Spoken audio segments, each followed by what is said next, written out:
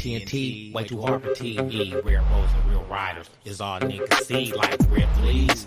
Believe it or not, keep them blocks straight high, cause that's how I check the knot, and I can't be caught. That means I smooth shake the spot with my black plastic Glock and the sound of buckshots make it hot. Machine gun Kenny at the drug spot on the Deuce 4 block, cause that's how I sell my rocks, fat talk.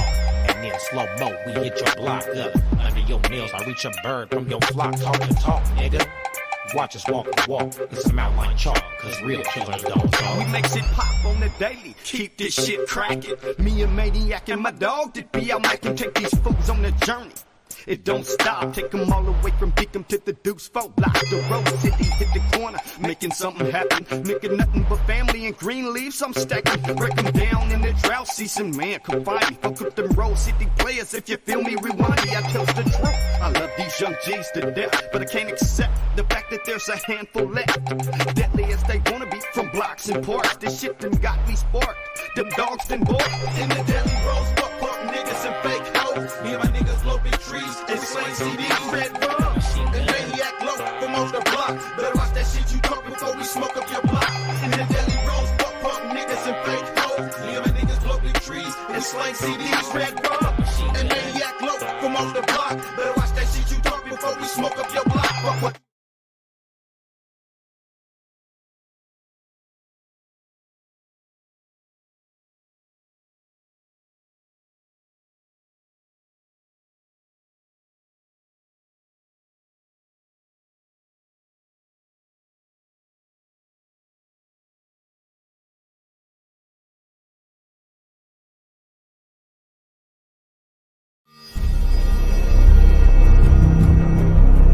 New Age Media and Entertainment.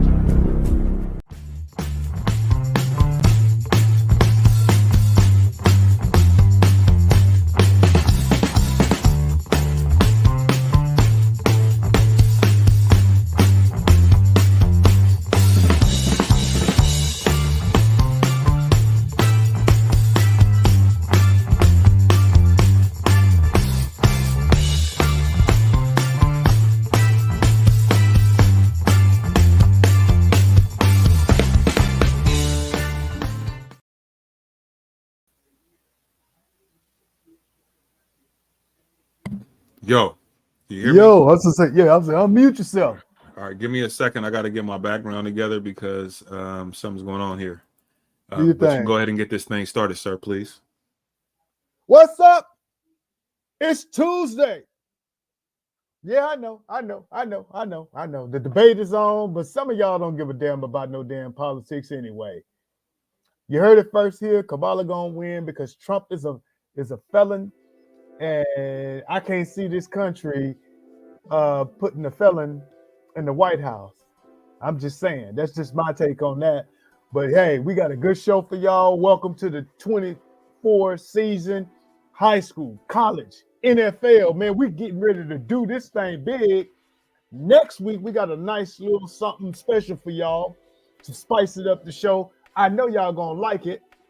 But so we're gonna talk about Colorado and Coach Prime. We're gonna talk about them Beavers. We definitely gonna talk about that dominant performance with them Niners. I don't want to, but I'll say it. I mean, Dallas is gonna pay Dak $60 million, and I think they're gonna pay CeeDee Lamb another $50 million for this season. And they're not even gonna make it to the first round of the playoffs. They're not. Shouts out to the 49ers, right? I want to show y'all something. See, because y'all be thinking well, let me say it this way. I am biased. I talk a lot of shit because there's an entertainment value to it. But if you're a Niner fan, you got a lot to brag about. I'm going to show y'all a stat. Check this out.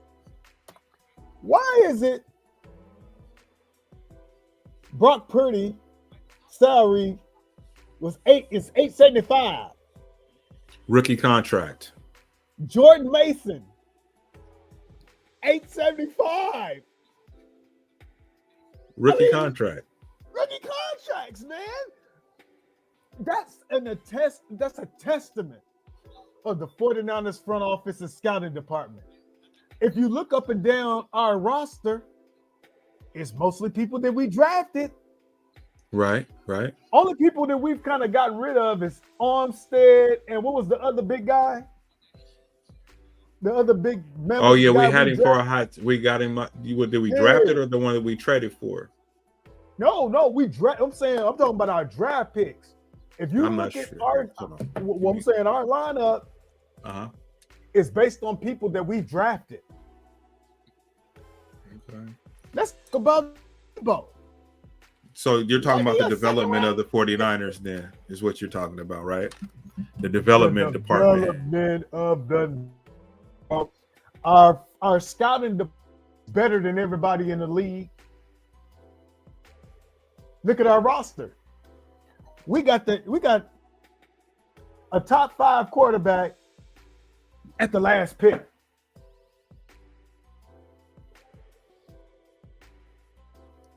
We got top 5 quarterback with the last pick of the draft. 3. Who doing that? Justin Allen. And he's like, boom.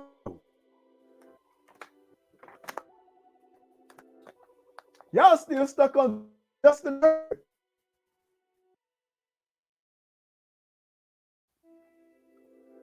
And I'm just sick of all of the Brock Purdy hate.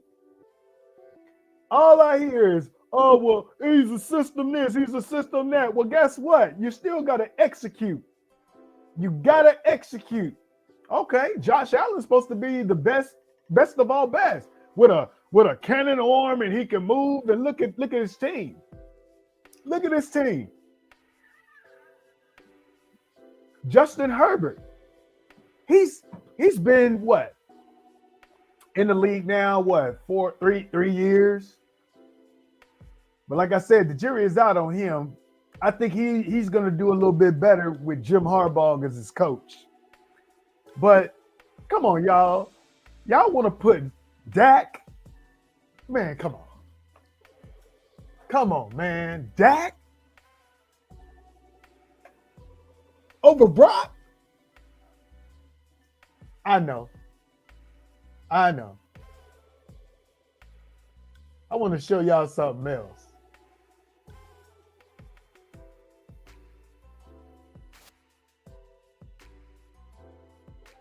I will show y'all something else. Hold up.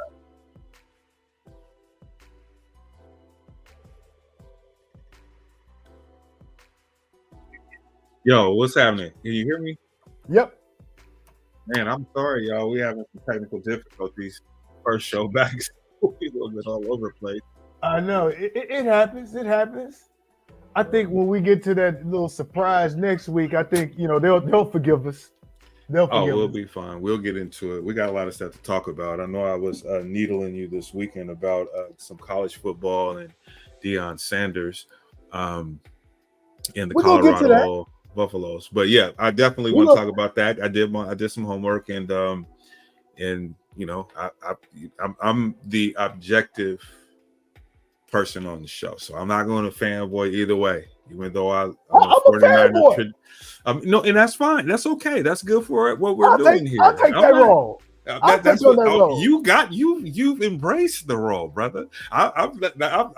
Man, the show ain't gonna work unless you are doing your job. I was gonna put my 49er jersey on. I got my work jersey on, but I had to take my little cousin to football practice. It's football, it's God, guns, and football with me. So, God, guns, and football. And also I wanted to address something really quickly here, real fast. And you made a political statement, and this is not a political show, and we will be covering more. I'm going to do a show on the whole election thing or whatever, but this is the reason. I mean, it's like this. It's not who's voting, it's who's counting. And I'm just gonna say that and leave that right there. Okay. All right. So instead of just going into who's voting, is who's counting. It's who's counting. So we're gonna see how that turns out, and that's what's really gonna be the reason in my mind. So that's that. The debate is actually totally entertaining, man. I was sitting here trying to get shit together for the show, and I'm sitting here listening to this shit. It's fucking wild, bro. It's like a rap battle, bro. Listening to these motherfuckers. But anyway. Oh, right. Hey, so let's get it started with this right here. I'm gonna just throw this up there real quick. Do I need to share something? Okay. Yep. Gotcha. There you go.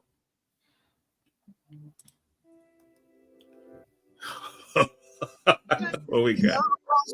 Here we go. We gonna show you how it goes. To the right, to the right, to the right, to the right, to the left, to the left, to the left, to the left.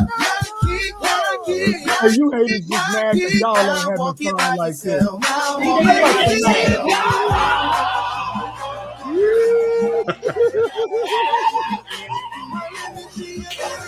You say shout out to the new school 49ers. So let me explain something with the 49er thing for me.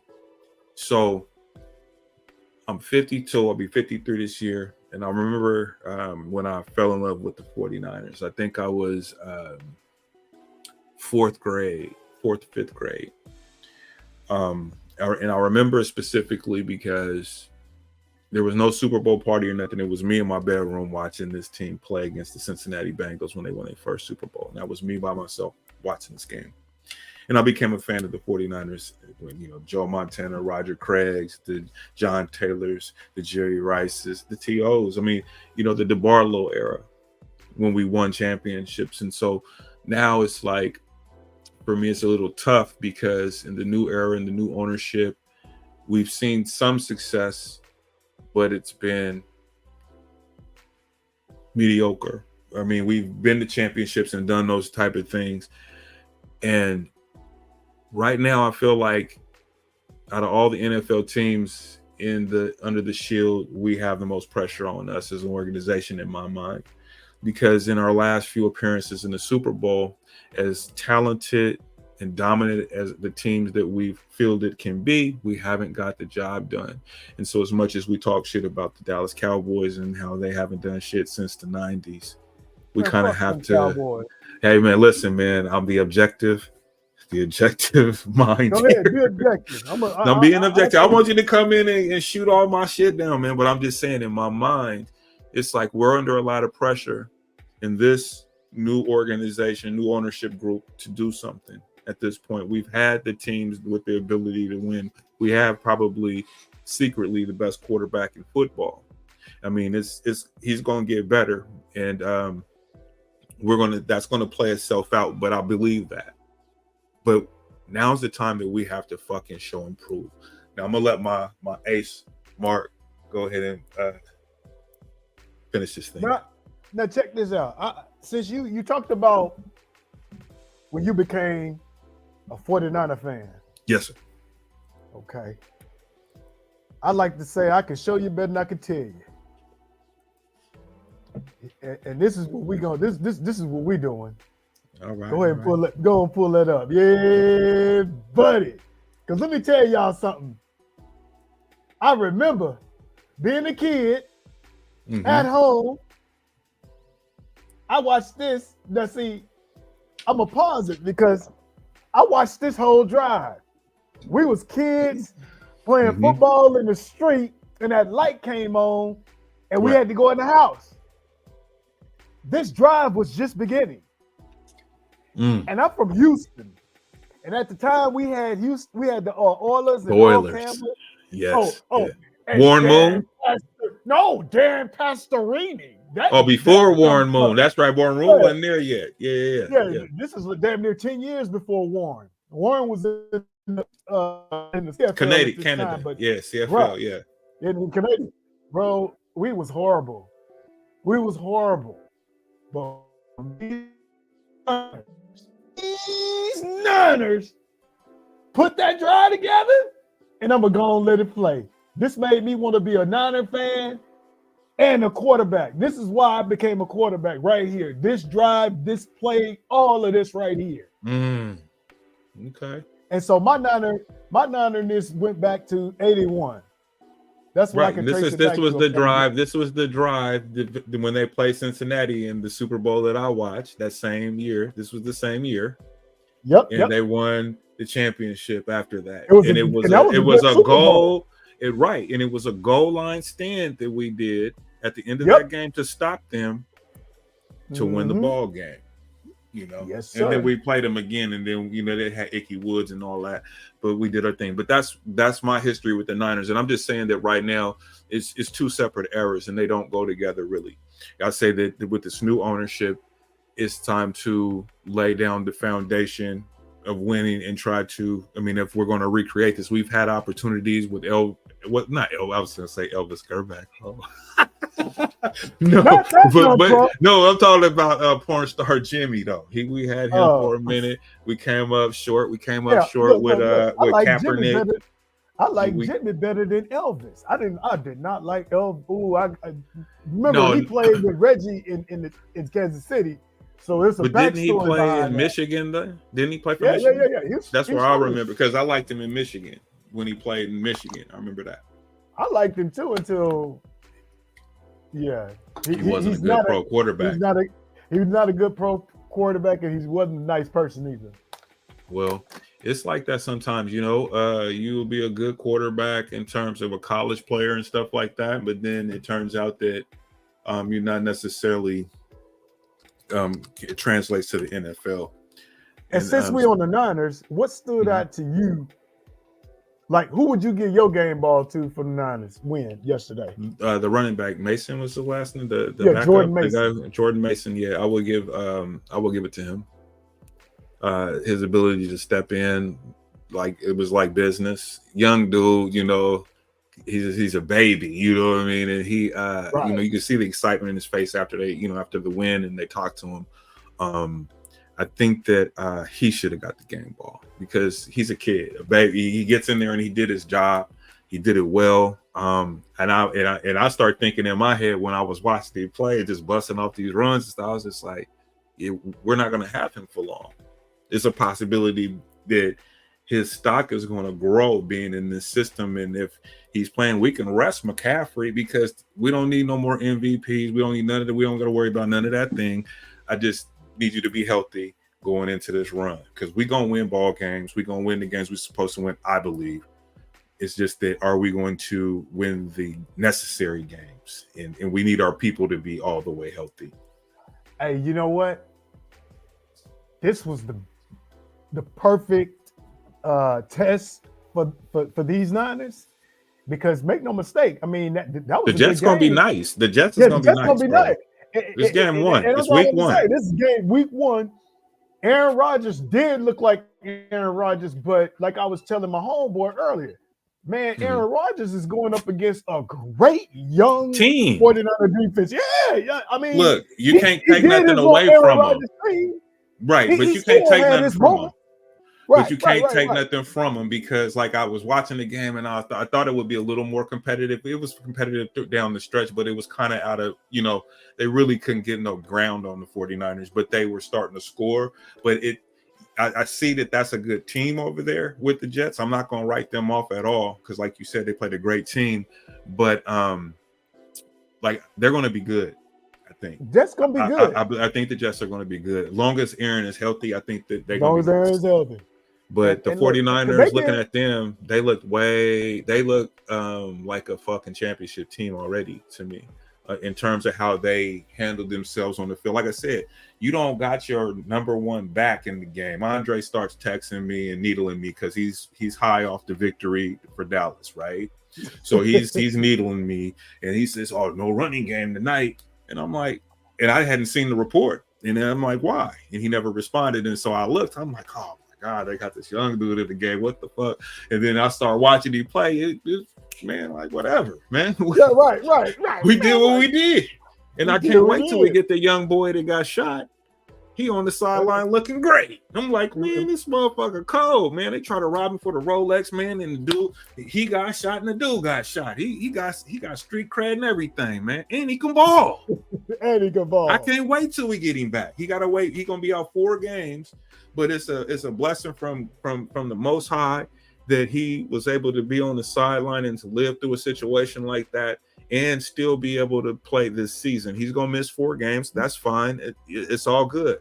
But man, blessings to him and his family, man. Shout out to him. I'm a fan of his, and he ain't touched the field. You know what I'm saying? Right. I mean, but I'm a fan of his just on the strength that you probably should have gave him the rolling, man, but he had G in him though, and he fought for his life. Salute to that young man. But anyway, man, I think the 49ers look crazy last night. Did you see I'm trying to find the video, but I got some clips of your boy Big Trent Williams. Oh yeah, he called. I seen when he punched Richard Sherman in the mouth. That shit was hard. Bro, I'm talking about yesterday. Everybody was up. Oh, he's holding out. Man, he played a hell of a game yesterday. He played a hell of a game. Oh, man, let me find them clips. God damn. Man, and not only that, he played but my Ravens though, man, I'm a little concerned with them. I'm hoping that it's just a week 1 thing, but I don't know if Lamar is going to be the passer that I thought that he would develop to be. You don't think so? I just think that no, I think that he's going to be a good passer, but I don't think that he'll be elite. He'll never be an elite passer. You know, I don't think, but you don't need him to be an elite passer. You don't need him to be. I think you do though. Well, okay, go ahead. Because here's why. If you start him trying to be, who is the guy now? Josh Allen. That's who everybody like to talk about. Right. Okay. Remember, I grade quarterbacks on how they perform in the red zone. Okay. And in the red zone, yeah, you need pocket presence, you need this, you need that, but you also need your feet so you can be able to move around or get stretch the pocket. Absolutely. Exactly. Absolutely. And so Lamar is fine. 2 MVPs. True. When you look at the Ravens, you know, I know what everybody's thinking. He hasn't went into the playoffs and had that game where he's just taken over, like we've seen him do during the regular season. We've seen him do it in the regular season. I think he played a good game in the NFC Championship game, and fucking what's his name doesn't do that stupid shit at the you know what I'm saying, to fumble the ball. But I mean, right. But no, okay. So let me rephrase that, bro, because I think that I'm feeling you when you said that. I'm the elite thing, right? He doesn't have to be exactly. I agree with that. I think that what happened was that when when Roman got out of there and they tried to expand this game to make him more of an elite passer, I feel like what's the point of even getting rid of him, because and take more advantage of his abilities he has now. You can always put the stretch game in there, you know, if you got a receivers to run. So I don't want to say that. Yeah, I agree with that. He doesn't need to be elite. But why change from what they had with him when he was really successful, though? You know, it's kind of what I said to that. And look at Brock Purdy. You can spend all day and just watch on social media everybody talk about what he ain't. But what he do is win. And what he do is execute. And so I want to, I don't want to say it just yet, but see, this is a segue into this Colorado, Nebraska, because I want to talk about all of that. Because even though because a lot of what we're talking about is going to be quarterback play, Shedeur, that kid at Nebraska, and I want to compare him to Brock and what we're looking at in the NFL, because there's some comparisons there. Like, for example, that boy at Nebraska, he's the real deal. I know. He is an elite Brock Purdy. I'm going to say it again. That kid at Nebraska is an elite Brock Purdy. And let me ask you a question. Let me complete that thought. And the reason I say that is because Riallo, he don't make mistakes, bro. That boy does not make bad decisions, and he got the tools. They just haven't. They do what they need to do with him. They do what they need to do with him. Now, here's what I asked you to add, because I've seen the clips on I watched the replay, and they break down the game, to plays. Who do you think is better between him and Shedeur? Oh, Shedeur all the way, bro. Man, Shedeur is a junior. Okay, why you said that he's better? Because you asked me specifically, and I'm not. Oh yeah. So go ahead. So. Well, there's an experience and an age thing, first of all. So we got that. Now, here's where it's interesting. I still feel like Shedeur is the best QB prospect for the NFL coming out this year. I believe that. Now, this kid right here, Nebraska's quarterback, when I seen him, bro, he's Brock Purdy with if Brock had wheels and a cannon of an arm, that kid is who Nebraska got at quarterback. Now, if we look at the stats, we can talk all day about Coach Prime and this, that, and the other, but I'm gonna point the spotlight back over at Matt Rule, because everybody out here basically was saying, well, I ain't gonna say everybody, but it was some people felt like he was coaching for his job, because if he'd have lost to Colorado again, they would have started calling for his head. Got you. But now, you watched that game, right? In your football opinion, what you think the final score should have been? I mean, I don't. What it should have been. I'm gonna give you Go mine. ahead. You give me yours, because I really don't have it. The score is gonna be what it's gonna be. The score is gonna be what it's gonna be. But bro, Nebraska exposed. Well, they coordinator exposed itself. You watch. We're gonna talk about this. This is gonna come up again. Let me tell you. Right. They scored 28 points with like damn near a quarter and a half. And you don't score no more points. What you fucking go conservative? Yeah, that I didn't like that. Or are you just or you just a booty play caller? I feel like this though, bro. I mean, so my and that's on both sides of the ball. For Colorado, but my rebuttal is that I feel like they were able to control them easily in the trenches, and it really didn't matter. You know what I mean? Because Colorado couldn't do anything. I mean, that's really what Nebraska wasn't doing nothing anyway. If you take away the pick six, 21-10. Okay. And then hold up. And you remember the miraculous pick that Shedeur threw when it bounced off the dude's ankle. Off his ankle, yeah. Okay, so now you could say 21-17 if they score that touchdown instead of the ball bouncing. You know what I'm saying? But I mean, but you know how this game goes, bro. And we can do that all day with any kind of game. But as it was, to me, watching it just from my football, per your question, I feel like that they were better in the trenches. The football is played from the inside out. So when and who controls that and has the control during the game, it's going to be ebb and flow. But I feel like they were able to control the trenches the entire game, which it really wasn't. Colorado really couldn't do anything. You see what I'm saying? That they didn't. I agree. I agree. They didn't. I just feel like they was way more physical. They were way more physical. They tackled better. For me, when I watch a football game, but when I watch football, I look at those two things first.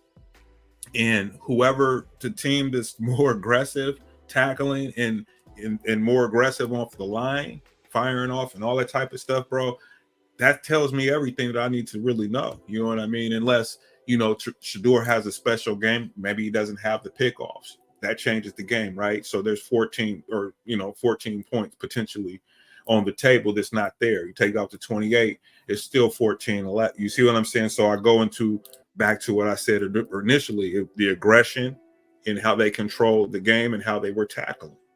And to me, that made the difference. And that's that home field advantage, right? Fair enough. You're gonna be aggressive. You're gonna be. And they lost to him last year. They had extra motivation, and they had Terrence Crawford. Let's not forget about that. That matters. That matters. You see my post I put up. I said, now I see why they cooked these niggas, because they had TC over there, man. And so it looked like the stars and everything aligned, because I expected Colorado actually to win the ball game. You know what I mean? Sensing that they have their big players, they still have the same players that played it last year. So I feel like they had an edge there, but I was wrong. So when I, turned on the game, I'm like, I think Ivory hit me up and he's like, man, are you watching this? And I had forgot. So I went and I started watching it. And then, like I said, I went back and I watched the game again, you know what I'm saying, to do my breakdowns for it. And that's what I looked at was the line. I look at the line and tackling. I start there. As far as Shedeur goes, you asked me specifically, and I answered your question. I said, to me, I don't see a special arm talent. I think is average, and I think he's slow as shit. So that's just how I've kind of always kind of looked at him. I mean, bro, I'm not saying that I'm right. Wait. I'm not saying. Hold on. He's slow, but yeah, he's slow. Talent? Yeah, he's slow, and he has. I mean, it's average, bro. It's not. Mark, you're a quarterback, bro. I need you to be fucking transparent and honest here. Do you really feel like he has that rope arm? That because he's going to need to be that guy, right? He's not Lamar, or Fields or anybody. So really, for him, it's going to be cerebral and it's going to be good footwork. But it's going to be is he Brock Purdy? Is he good as Brock Purdy? You think he's better than Brock Purdy? Because I don't. He's Shedeur Sanders, mm-hmm. And I know you got a love-hate for Prime. I do, but that dude ain't wrong. Who's not wrong? What you mean? What you mean when you say wrong? So he came out when they was at Jackson State, and he said, "My son is a quarterback prodigy," and I was like, "What?" And I kind of threw it away. Mm-hmm. Like, Deion, yeah, whatever. That's your son. When they got to Jackson State, I'm watching him. I watched his freshman season. I was like, oh, okay, yeah, but he ain't impressing me. Mm-hmm. I want to see, I need to see something else. That next year, okay, he's all right. Right? Because guess what? Deion Sanders is his daddy. Mm-hmm. And Deion is, man. I'm not saying he's not gonna go to the league, bro. He gonna go to practice squad. No. I'm breaking it. I'm breaking everything down. Do you think? I'm breaking it all down because I had to tell my brother the same thing because he's just like he ain't sold on him. I'm like, man, y'all crazy. You said that. You said what you smoking on? Yeah, his daddy is Deion Sanders. That's number one. Number two, they got football resources. Okay. All facts. So football resources meaning I got a trainer that I can go to in Houston or wherever. We're going to fly there and he going to train me. You see what I'm saying? Mm-hmm. Everybody ain't got that kind of access. Mm-hmm. Shedeur Sanders do. Man, I'm going to wait for a better game. But in the North Dakota game, I ain't gonna say that Nebraska was in their shit, and to be honest with you, I think Sherman needs to be fired. Mm. They keep trying to and see people are getting this idea that Deion is making them try to get Shedeur the fucking Heisman. Now, how stupid would that really be? I mean, but it kind of looks like that though. Sometimes, as much as they throw the ball, you got to be able to pass. You got to be able to run the ball. They don't do that well. Right. And that's really their biggest problem to me is that they don't run the ball. They don't run the ball. Yeah. I was just telling my boy they should do like Kyle Shanahan. Man, bring the fullback back. You can still have all of those spreads and all of that. Well, see, but that goes to what I'm saying though. If you can't, and this goes back to the Nebraska game. If you can't run the football, how are you going to be more physical than the team? Exactly. And that's why, but that's when I go and I look at Nebraska running backs.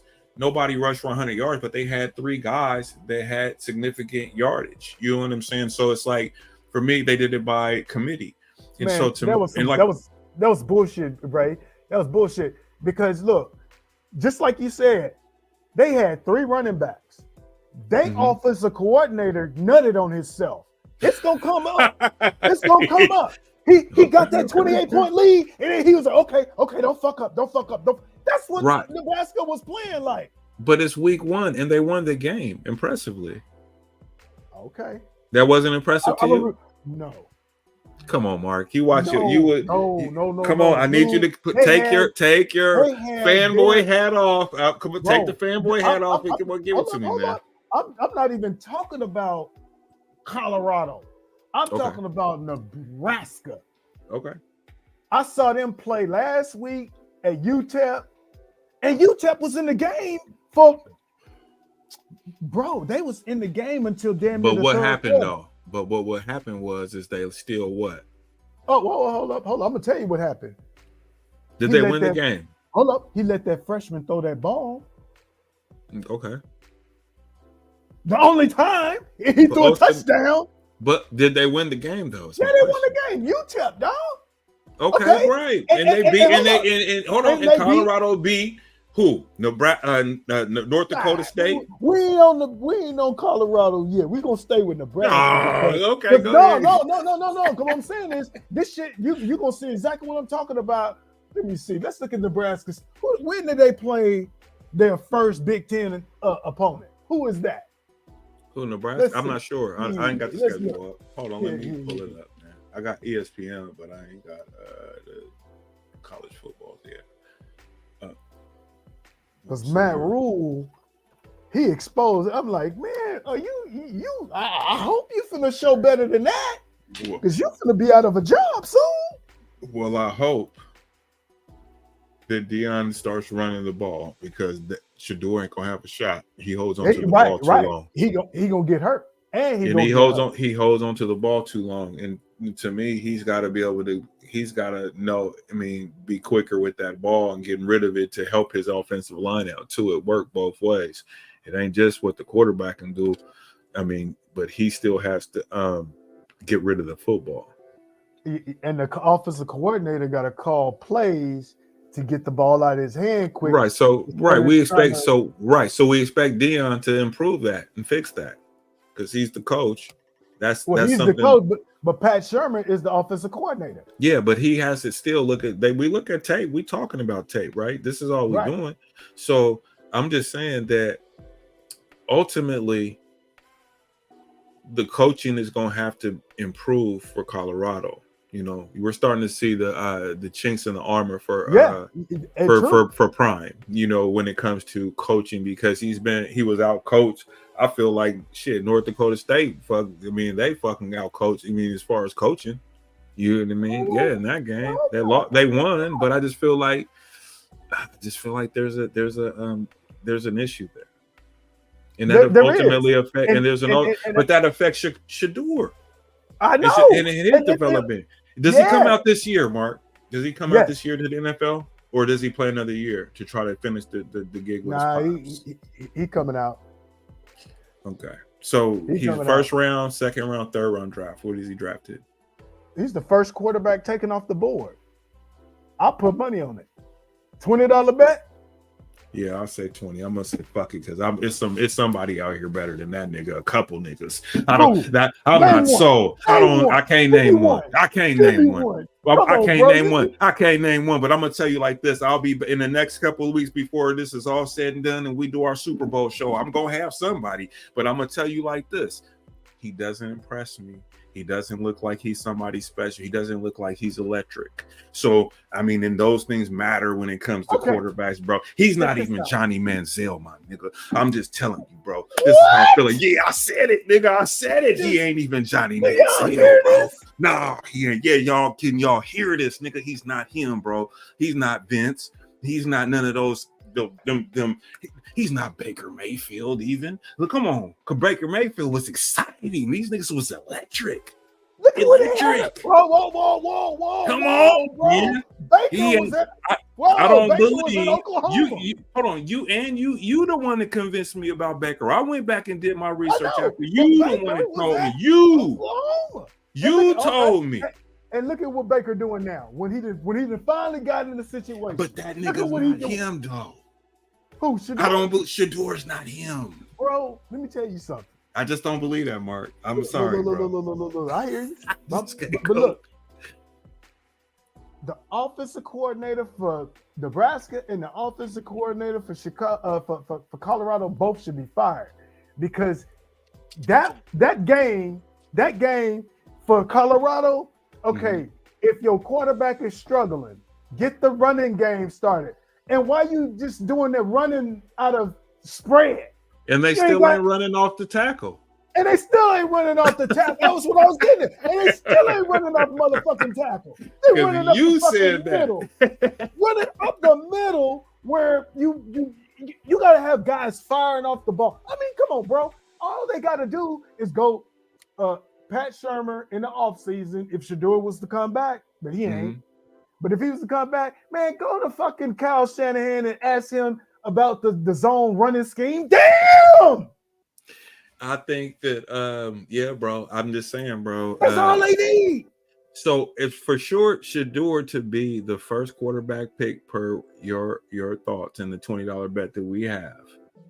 What kind of season does he have to have? Well, this year because you say it's coming out, right? He's so coming out. He gonna have he gonna throw for 4,000 yards. He gonna throw probably 30, 40 touchdowns. Right? I just seen you wipe your brow. You don't believe that? Go ahead. No, I'm just kind of thinking like, but they got how many games they win this year? Ooh. And do they make the playoffs? Nope, they ain't making the playoffs. Because it's 12 teams this year, remember? It's 12 teams, right? Yeah, it's 12. And when I look at their division, okay, so at first I thought they had some action. Okay. But Kansas gonna kick their ass. They gonna cook them niggas, bro. They finna put Arizona Utah gonna whoop them. Yeah, I mean Iowa, man. Yeah, Kansas State. I mean Oklahoma State. Yeah, 6-5. They got some maybe 6-5. Okay, so you think that he gonna get the number one selection at that? I'm not saying he won't be a first rounder. I don't think that he will, but I don't think that he won't be because of that. But I'm saying that in order for me to see him being a first round draft pick and the first quarterback pick, he would have to, after this game we just seen play, them losing and them going on a magical run, and him having the year that you're talking about with 4,000 yards and 30 touchdowns. Right. That I could see him being first round but that's what that would require. And because the playoff is expanded, this is a best opportunity for him or Dion or whatever to try to sneak their way in there. So they have to win. And that's the only way that I could see him being the first guy picked on the board, because in order for them to do what we're talking about, he's going to show that he's special. That's how that happens. But see, check this out. And I'm hating on him because I don't think he'd hate on him. Man, I love the kids, man. I just don't think he's special. He's just a rich kid. He got all the shit, man, but he ain't that good. He ain't his daddy, nigga. Put him on Oregon Ducks team with all of that talent. So quarterback with the Ducks. Listen, he would be because he okay. So fair enough, bro. That's a good one, bro. I can't argue with you. I will say is this, though. Right, but it's all of that coaching. Yeah, too. Right. He don't. So is his dad? Is his dad really helping him, or is he a detriment? Wait a minute. To his process. You push the button. Trigger. You push the button. Okay, go ahead. You mentioned coaching. Yeah. Now, wouldn't all of us agree that Oregon's program is in the stratosphere compared to Colorado's program? Fair enough, bro. Yes, absolutely. Which takes into account the coaching, the administrative. I mean, come on, Oregon is dedicated to becoming elite. They have always been. Fuck it. Oregon State should have did what Oregon did in the 90s. But they didn't have Phil Knight, my nigga. They didn't have Phil Knight, though. They had the recent man. Oregon had a cheat code, bro. They had a billionaire. You know what I'm saying? So, hey, that mattered, Mark. Right. Come on, bro. When I was recruited by both of them, I went to Eugene. Eugene was expanding the Casanova Center. Okay. They was doing all of that shit and talking about how great things were going to be.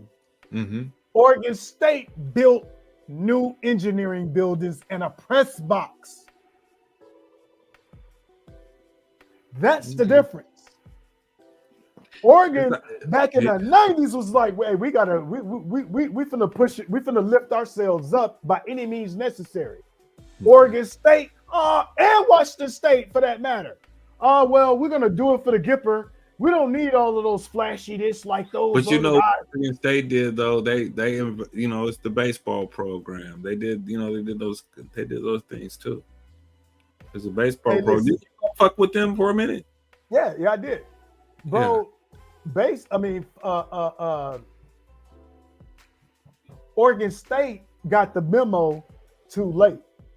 See all that shit when we got down there now. Mm-hmm. We should have did that shit when we was down there.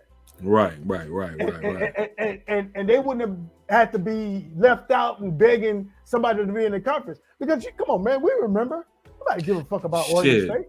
I mean, Oregon State it's Oregon State is crazy. I can agree with what you're saying here because just in the last 15 years, Portland Public Schools put out like 5 or 6 NFLers. Including Ndamukong Suh. You see what I'm saying? He came from Portland, played for Grant. He went to Grant too, but it was Grant in Portland. Yeah. So I mean, we've had a cat from Green Bay, a Benson prodigy went over and played in the NFL. I mean, we've had players play. And what I'm saying is, I say all that to say is that Oregon State had action at athletes. You know what I'm saying? Even of course, they're gonna recruit other places, but we had players here, man. It was crazy back in the day, bro, where it's like, man, it's like I can look at my high school team, bro, and there's a gang of dudes that had they just said, fuck it, I'm going to Oregon State, would have been helpful considering, like, and then you bring cats like you in and the cats from all over the country, including with the local talent, that Oregon State would have been fire, bro. I agree with that because that was the only school that recruited me in football was Oregon State.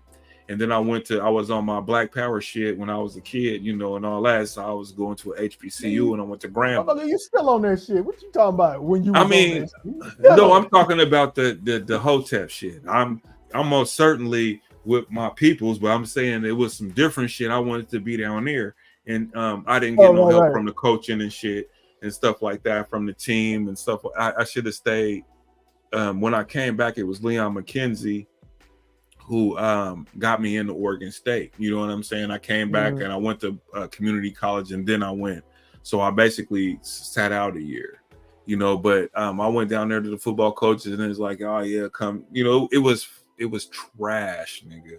And then I came back home and I was depressed. And then Leon, I went to go see him, and then he got me on the right path. But it was the coach that was coaching OSU that really showed me love, bro. And if I had the right type of guidance, I would have been there before you. Talking about Craig Thorpe? Craig Thorpe. I would have been there before you because that's who recruited me. But they fired him. They fired him after that year. And so then I was just like, I didn't have, that was the only Pac-10 school that fuck with me. I was cool. I could play. You see what I'm saying? Right, and they was, and the cold thing was, is my senior year is I had like one of the best games I had in my whole fucking career, nigga. And it was in front of all these Pac-10 schools and shit like that, bro. In the championship game, bro, I had my best game, bro. And that's when they was like, wait a minute, who is he? It was like one of those, like, well, who is that guy? I had my shot, but it was Oregon, and I would have signed with Oregon State. I probably would have been a prop, and then but I still would have went. But I didn't. This makes me sad, but I didn't have the right guidance behind me to say, nigga, this is what you finna do. You ain't going down south. Because my grandma, she's from there, from Louisiana, where I was going, and she was like, she What did part? not.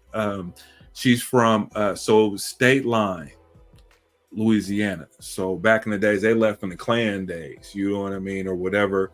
My great grandmother's brothers came up missing. It we never knew who they was.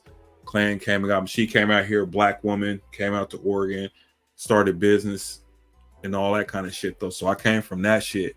But my grandma, her daughter, she did not want me to go down there because she said, baby, they'll kill you. You know me. So they see me as a kid. They was like, oh no, you don't need to go down. She was against me going there, and I did. And I look back, bro, and I regret it. And I'm like, man, my grandma was right.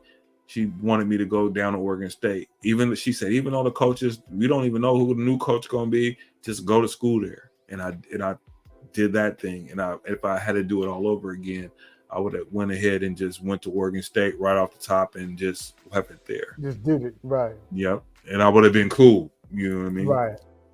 I mean, hindsight is a motherfucker because boy, they get depressed on here talking about hindsight. Don't get me started, bro. I think I just got emotional. Hold on.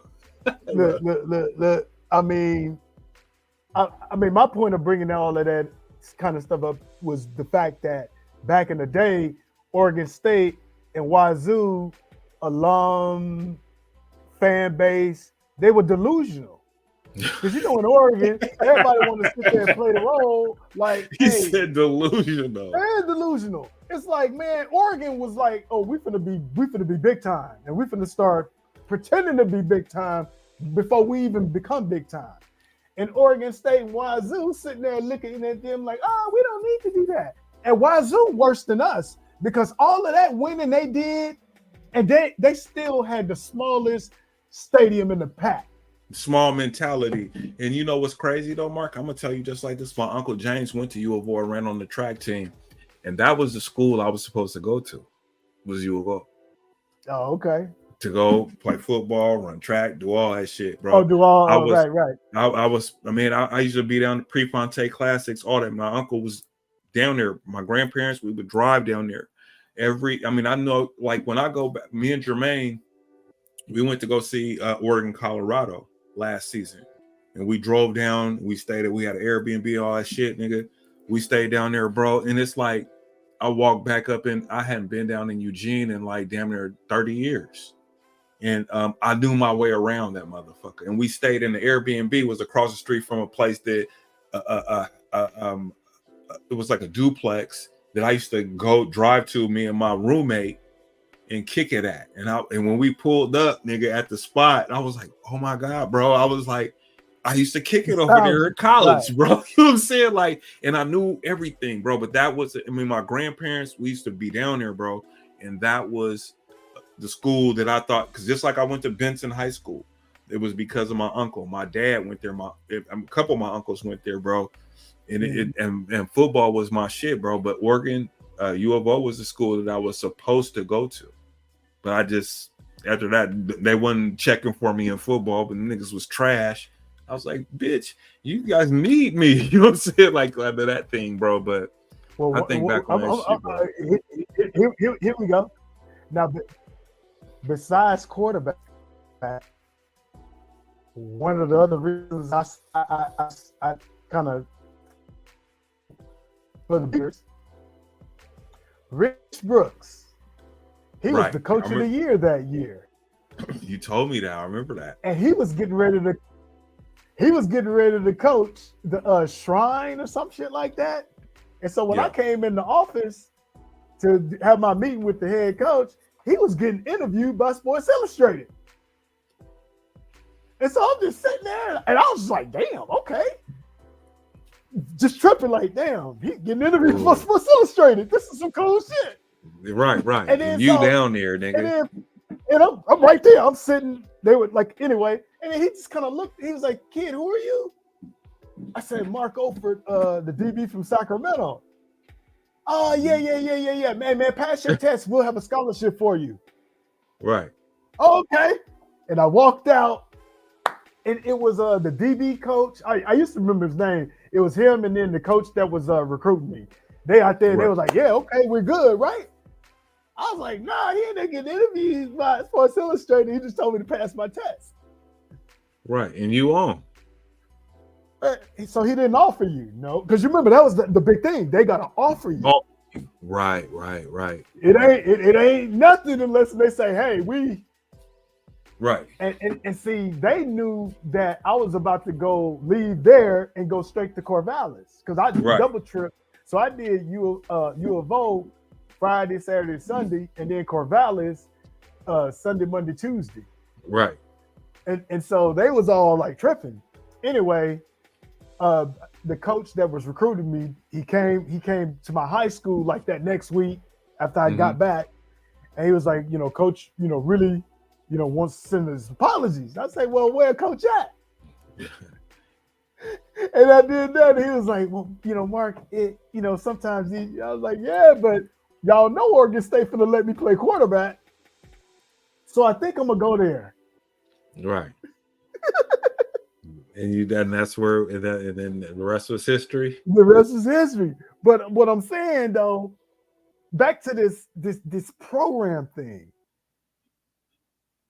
U of O, Rich Brooks, that whole program was sold on where they at today.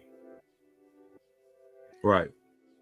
Like one of the things that came up in the conversation about a week ago, what Oregon State should have did was made Coach Pettibone the athletic director, and Rocky Long, who's still in the game today, he should have been the coach.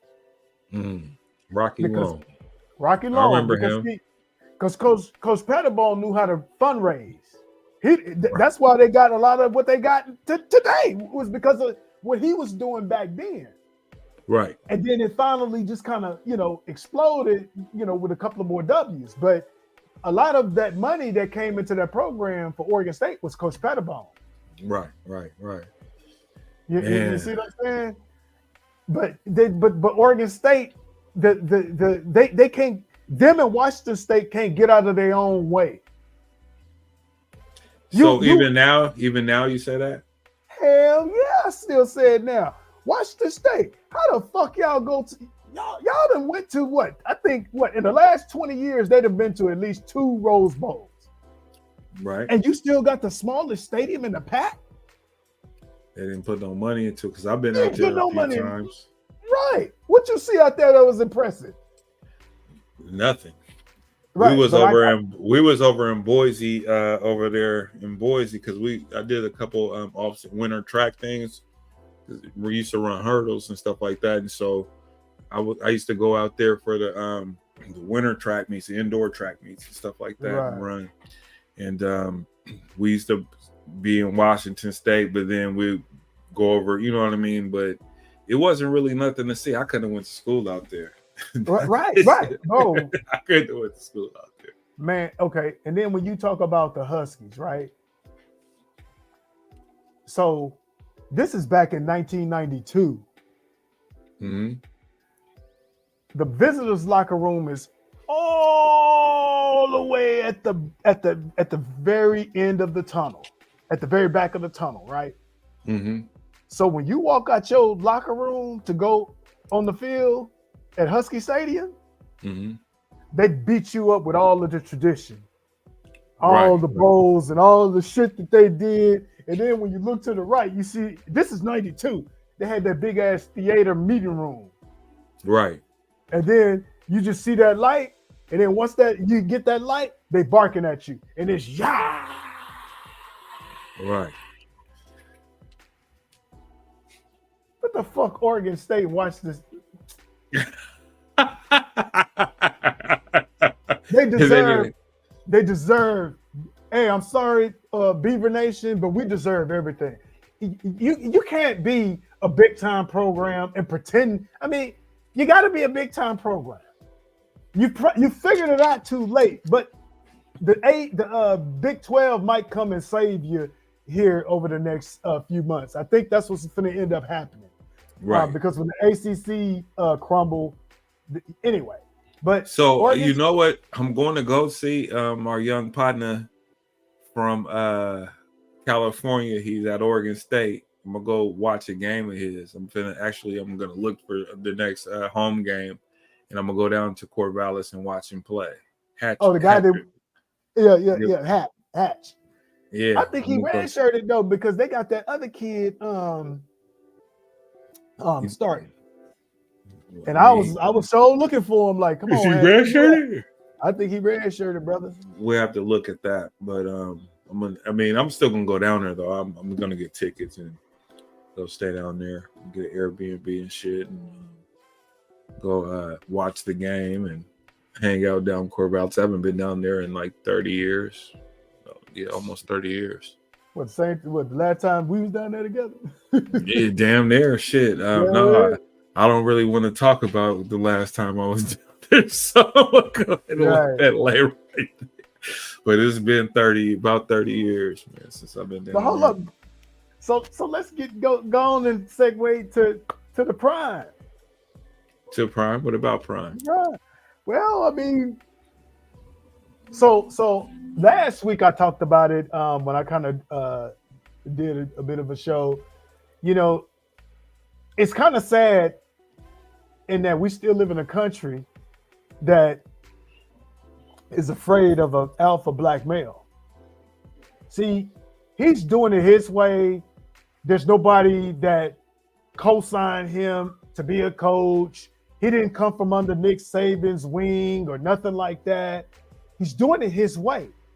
And it's just amazing to me the narrative that's being written about him. You know, did you hear the latest? What's the latest? He went to the band and told them don't play the fight song because they wanted to hear Shadur's rap song. Did he really say that? He did not fucking say that, man. No, Come on, man. That sounds ridiculous to me. That's ridiculous. Okay, think about him. Because I was just telling Ivory this nigga. That's why another reason why he gonna be first rounder. That nigga got a rap album. He got a rap album. Yeah, he want to be a rapper, bro. So I don't know. But who cares? I mean, but that sounds ridiculous to me. So you got all of these different types of narratives that they're writing about the man. There's a lot of nepotism there. You know, they'll never get another quarterback recruit because he's gonna just give the position to his son. Well, he's a starter. He ain't. Listen, I don't think that nobody. I think they got a good young quarterback there right now. You know, who came in and after, you know, he went out the game. I feel like, of course, what was he? I mean, if he's good enough to take his spot, if he's a killer or some shit, then yeah, I think that Deion's a winner. I mean, I think he would do it too. But if I was a coach and my kid was a good quarterback, but there was somebody better, listen, son. You know what I'm saying? This is how it goes. This is how it goes. But hold up though. So did you see when he banned the CBS reporter? Yeah, I didn't like that. Why not? I didn't like that. Well, because that's part of the job. It's part of his job to answer questions and things of that nature. But is it his job to answer personal attacks? No, I don't think so. I think that a personal attack is over the line. So I'm gonna agree with you on that. But I just felt like it, as a head coach or whatever, you can say like, I mean, whatever it is, you know what I mean? Nah, you guys say what you got to say about it. But if it's football related, then I feel like as a coach, he should answer those questions. If it's personal, like you said, then no. I feel like that's crossing the line, and I don't feel like it should ever be about that. And I think that there are people in media that cross that line a lot of times, and it's like me as a consumer of sports, I don't give a fuck about his personal life or anything. I give a fuck more about how he's coaching his team, how they're winning, how they're performing on the field. That's because I'm a consumer of that. You know what I mean? But as far as what he's doing and not that kind of stuff, it's like I get journalism, but I feel like it's a fine line. So it just, for me, if it's personal, I understand it. If it's about football, you need to answer the question. It's my thought on that. but see, my thing is this. It's like when you're around, you're black, and you're around some white people talking football. Okay. The first thing they're gonna talk about is how Deion is selfish. All of the things that they like to say about black players. Oh, he's selfish. He only thinks about himself. He's just flashy. And last I checked, right, and this is how I'm gonna do this comparison. Mm-hmm. White people and black people worship God differently. Mm. If you go to a white church and you go to a black church, you're gonna see them worshiping God very different. Okay. Because when the black person get the Holy Spirit, they're gonna bring the whole church down. They're gonna have a dance. They're gonna shout. The white people, when they get the Holy Spirit, some of them might, but most of them is just gonna clap and thank you, Jesus, and go home. Okay. That's the difference between black people and white people. So when Deion used to play and do the dance, I had to explain this to a brother. I'm like, dude, think about it. When you go to church and if you won the lottery and you testify about that lottery, motherfucker, you're not gonna stand there and just be like, well, I won the lottery. You're gonna be hooting and hollering and jumping up and down, waving that check like, here it is, Jesus. Here it is, Jesus. But I mean, that would suggest that everybody responds the same way, or there's a certain way that you're supposed to respond. Is that what you're suggesting? Well, that's what these white sports writers like to write about.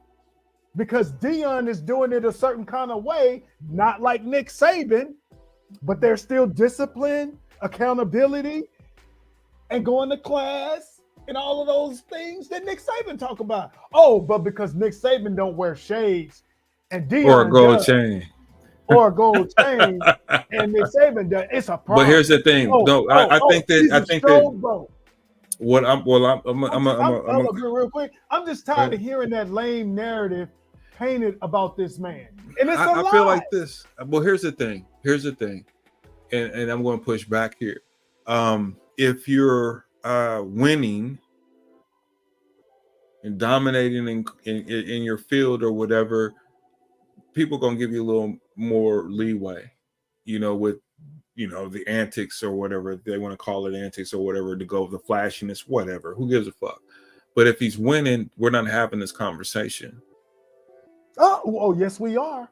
I don't think so. Yes, we are. Oh, no, because if he's, I'm just saying, if he's undefeated, people could, if he's undefeated, remember, okay, hold up, right? Remember the 3-0 last year? The frenzy, and you still had people coming out. Matter of fact, especially the Colorado State coach. Yeah, right. But that's him as an individual. But when he said that shit about the glasses and all of that, whoop-de-woo, hella media people jumped on his bandwagon and was pleased. But he's a nigga though, Colorado, right? Okay. But they wanted Colorado State to beat the dog, and then when they didn't, they did. They did. They played. It was a hell of a game too. I remember that. Yeah. But my thing is this though. Never mind the flash and all that type of shit and what they trying to write. The media is going to do what they do. That's part of the shit. And Deion is most certainly not. This is not foreign to him. Right. You know what I'm saying? So my thing is this. When he starts winning, and when this starts to translate to playoffs and those type of things, I don't think that that's a big deal. I think that people have a problem more so as if, okay, you who you are, you doing it your way, that's fine, but it's not successful, right? We haven't seen. Okay, hold up. We define the success. They've already achieved a bit of success because they are 5 games better than they were before he took over. Okay, whatever. You can have that. Well, go ahead. I'm not even finna. Wait a minute, we're talking about success. Right? Okay, but I mean, Hold right? on. Okay, Hold on, right. Go ahead. When we're talking about success, well, so Matt Rule, I guess he's having success because he's finally got a player that can play quarterback, and they've, as you said, won a few games. But Deion can't have that kind of. He has to be undefeated or nothing. Nope. No, he don't. I don't think so. That's not So what are we my talking about? perspective. It's only year 2, and we're only in the third I know week it's of year 2. I understand that, but when you set a certain standards for yourself and your program, such as Deion has done, you know, and then when things aren't working, start to work out the way that you anticipate things to work out, then now, you know what I mean, people are starting to ask questions. And I think those are fair questions. You don't think those so? Those are fair questions. However, I don't think that I think it's all based on the narrative of he shouldn't be the Colorado coach. I don't agree with that at all. I think that he should be the coach. He is. Oh no, I agree. I'm is saying the coach. I'm saying the narrative out there that they're painting. They waiting on him to have a real bad game so they really can get at it.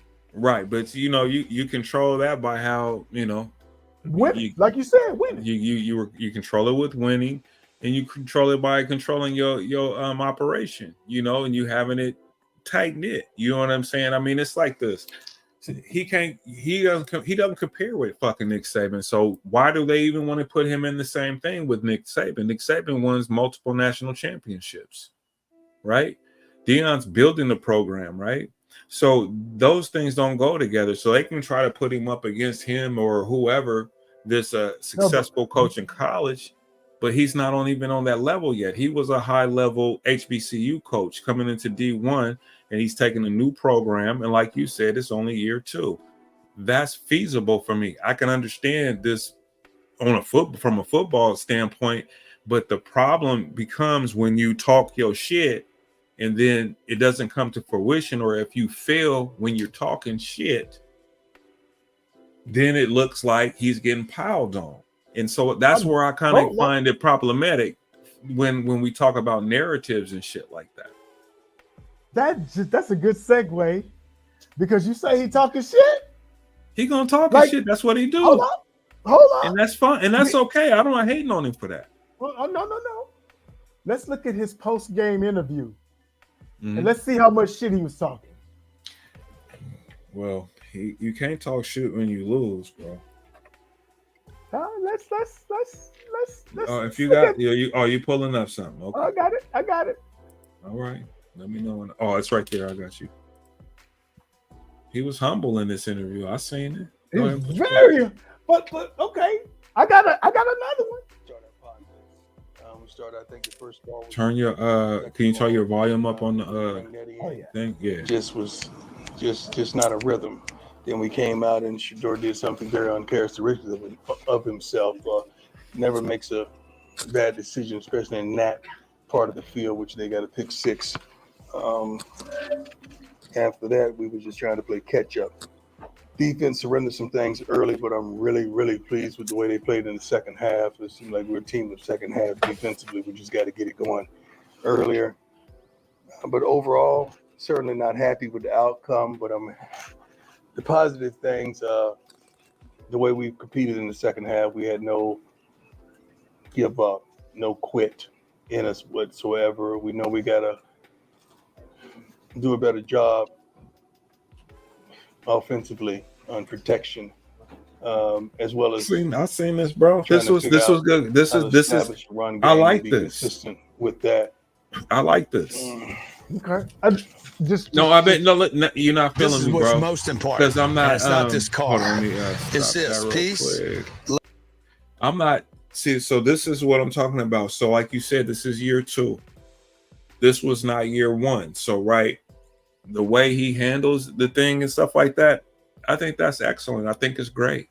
You know what I mean? And I think that it's going to be more of a 6-5 season or whatever. You know what I'm saying? And that's okay too. I just feel like when and I kind of agree with you on this point that you talk your shit or whatever and it don't come to fruition as intended, but we still have to go back to the fact that this is year number 2, and we got to, if we football people and we understand this game and this orchestration of many men and all these moving parts, it's going to take him 3 or 4 years, maybe 5 years to be successful in college football. And if we're saying that at the same time, then we can digest this easier versus a motherfucker talking shit, wearing gold chains, Shedeur with the watch, you know, and then when you come up short, then you give people all the reason in the world and ammo to fucking talk their shit. And that's where it gets funny for me. Outside of that though, bro, I know what this shit is, bro. I understood. Yeah, I was excited the first year, but then when I started looking at it, I was like, yeah, this is football, but this is not basketball where you can bring 1 or 2 niggas in and change everything like that. You can't do that in football. Football's not the same monster. It's a different monster. Well, you need more than 1 or 2. You need like 4 or 5 guys. 4 or 5, man, 7, 8. Let's keep it a buck, my nigga. So that's the only. I mean, like I said, I expected it to be difficult for him early. You know what I'm saying? It was exciting at first when they came out tight, but you know, football, man, you know, and then they start losing. We can all pile on a motherfucker while they down. And so I'm not going to do that to Deion. I'm just saying like this, the expectations, and when he says something, that don't mean it's going to happen. If you understand football, then you understand that this is a process.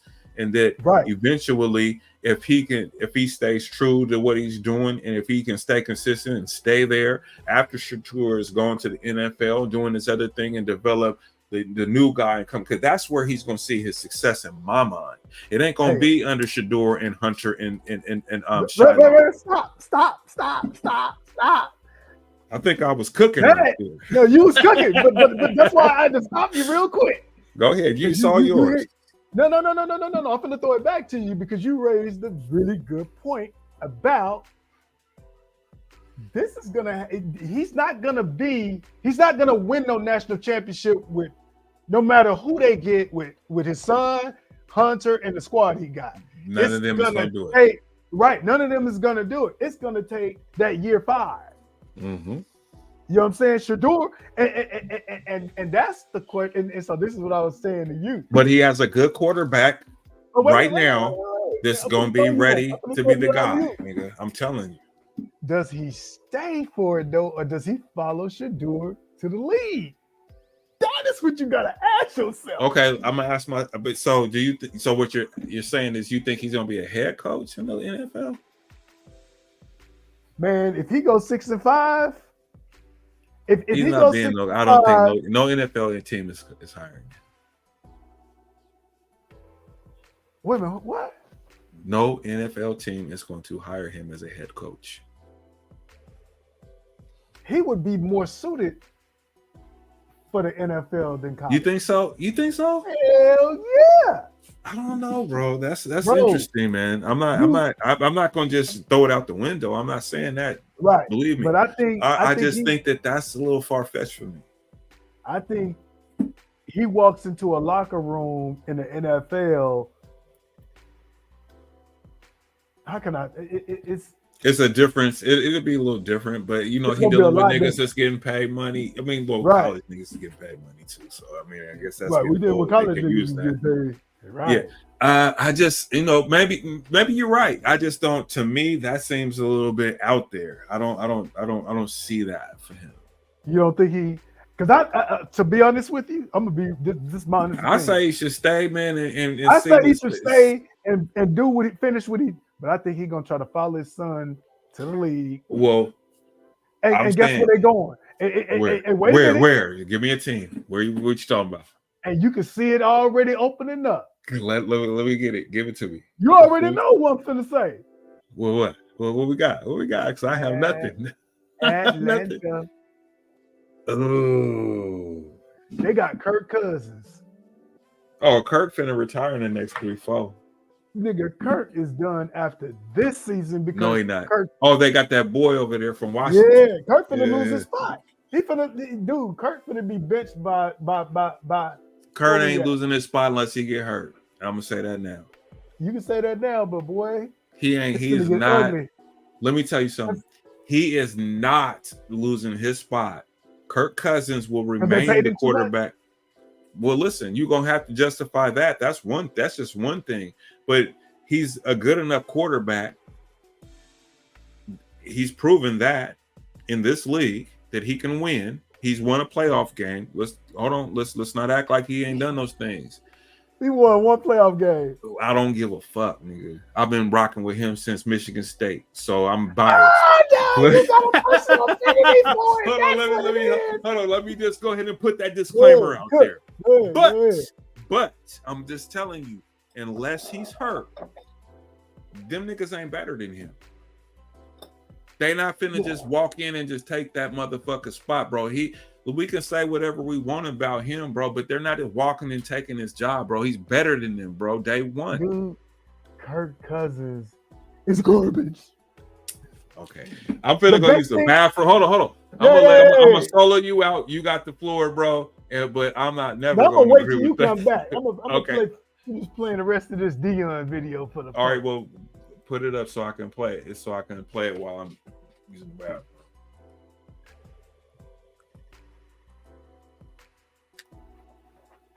All right, there you go. You got to understand when you're in a situation like this, you got to find something to hold on to that can encourage your team. And I'm truly excited about the second half of football that we played. You would have thought offensively would have came in here and did half of what we did a week ago, and it would have been a better contest, but it didn't. They had the advantage the whole entire game. It seems as though young kid did a good job with protecting the ball, not turning it over as well. I'm looking at 23 for 30. That's pretty darn good, 185 yards. But touchdown and no turnovers. I'm not happy about 9 penalties for 104 yards whatsoever. The game got truly sloppy at the end of it. It seemed like it was just flag after flag after flag. They had 12 for 105 normally. With that type of output of flags and penalties, you usually come out victorious, but both of us were horrible in that aspect. Third downs, 4-14 is not who we are. Fourth downs, we had 2 shots at one point to get a yard, and we didn't accomplish that. And that was truly frustrating when we prepare for those type of situations. We were in those type of situations in practice several times this week. I made sure we prepared for those situations, but we didn't get it. So it was what it was. Hats off to Coach Rule. His staff coached a heck of a game. Great guy. Like I said, we came into class together as coaches, so I'm always rooting for them unless they play us. But I'm happy if we're going to get our butts kicked, might as well be him. God-fearing man. Let's go. Hi, Coach. Nikki Edwards, Hughes Sports Report. Just simply, why was it so difficult for the offense to respond to Nebraska's defense? I have no idea. We would have known that answer. I think we would have responded quicker. Yeah, we seemed like we just never got it going until it was too late. Seemed like we just never got it going. Protections were a problem. I'm trying to be polite and say it because, if I can say the same thing you're thinking, but if I said, you say I'm throwing my guys up on the bus, I'm not doing that whatsoever. Protection were a problem. We got to figure out a way to prevent that and do a better job with that. Brian, go ahead.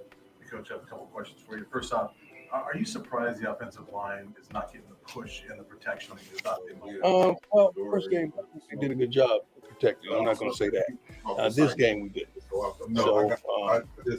We hadn't run the ball like we wanted to consistently. But very rarely do you have a great running offense and a great passing offense. Rarely you have that. One is going to have to be the lesser of the two. We got to figure out a way to have some type of running game because we have backs that can flat out too. What did I say? Running game. Like what I saw out of those guys as well. Second question for you. Can you give us an update on Shiloh? It also looked like Chidozie went out. Yeah. Shiloh, I think injury reports, I think Harge did something with his foot. on one of the punts. Shiloh, I think, suffered I don't know the extent of the injury, but I know he did something to his forearm that put him out for the rest of the game. Chidozie, I think it's a AC joint or something like that. I think he's going to be all right. I think he's going to consequently play this upcoming week. I don't know about Shiloh. And Shedeur got dinged a bit on that. What they call it? What hit was it? What did they call it? But yeah, no, I think he's I fine. got yeah, go ahead. He's fine. I don't think there's anything wrong with his press conference. I thought it was humbling, of course. I mean, it's a loss, so I mean, you know, what is he supposed to say? You know, it's Right. part of football. It's part of football, and I don't fault him for that. I mean, they lost. Fuck. I mean, what are we talking about? It's football. You lose, you win. You know, I mean, he got to figure it out eventually, of course. You know, no passes, but personally, I think that if for him to achieve the greatness that he's looking for, I mean, to mirror what he was as a player, he needs to stay at Colorado and see it out. Yep. I don't think he should chase his son going to the league. That's corny to me. You know, that's real Me corny. too. Me too. I just don't feel think he like should do that. I feel like he should just let his boys go off to the league, whatever influence that he has, to use that to help them get in the league. I mean, if they're good enough, the league is going fucking go. You can't beat the league. You see what I'm saying? And so it's like, if they good enough, they gonna fucking do what they do. If they not, they'll wash. Outside of that, him as a coach in development, I think that he needs to stay there and get better at that. You know what I'm saying? And I think that he will. He started with the HBCU thing. You know, he moved on to Division I football now. You know, and he just has to learn the process and get comfortable with it. And you don't, unfortunately, you don't have that kind of time when you have your kids coming from that school to this school, and then you're doing all this. You know, you're going to lose those guys. But your thing is you're Deion, and you should be able to recruit certain levels of players. And I think that ultimately, in the next few years, he's in the hunt. If he stays. Ultimately, I kind of look back at that in retrospect when we talk about him leaving the HBCU. I really kind of, if the HBCUs would have did right by Deion, I feel like that would have been the perfect place for him to still do what we're talking about. Because I don't feel like Division I football is you don't necessarily have to be the way for the football thing. They could have turned Jackson State into a D1 program just on the strength of who he was or whatever, but they was fucking off the money when it came to the attendance, and shit got weird. You know, we talk about white folks, as you mentioned earlier, but this is niggas. You know what I'm saying? And so now he's at a situation where but what I'm saying is that he had the excellent opportunity when he's there at Jackson State, considering the money and the excitement that he brought to that program, and the money, if they had paid the money outright and didn't fuck that shit over, man, what would we be saying about Jackson State right now? You know, it was right there in the prime, no pun intended, but it was right there for him. You know, for him to, and then recreate that whole thing, turn Jackson State into a monster, but they want to fuck the money up. I don't blame him for that. I don't blame him. Me neither. You know, not. Well, look what happened to Ed Reed when he tried to go do the same thing at Bethune-Cookman. I'm gonna tell you, what Ed Reed's mistake was that he went public the way he did, and that's when he fucked that opportunity off. I don't blame the school at all. They fired his ass too. No, fuck that. Nah, well, he I'd have fired his ass too. I would have fired him. Probably should have not went public, but bro, that shit was fucked up. No, Mark, I'm with you. I went to Grambling State, nigga, and it was bad there too. That bullshit that they had set up down there, that shit was super trash, my nigga. It was, nigga, it was like that way too. Worse than that. Listen, it was looking like that too, nigga. I promise you, my nigga. What are we talking about? So what I'm saying is that the mistake he made, you don't go public when you a fucking head football coach and you trying to they're not finna, you're gone. That's the mistake he made. I'm not saying that he couldn't have made an impact or changed the program or made a winner, but I just feel like we got to handle shit better than that. We can't just go out there. Okay, but hold up. I gave you that, but hold on. So what responsibility does Bethune-Cookman? Because where are they now? They still where they was in the garbage can. Where they were in the garbage can. I bet you the locker room is still shitty with mold in it, and now you don't have nothing. Right, but the way he went about it, it's the same thing they would say to either. I mean, we can't be emotional about it, right?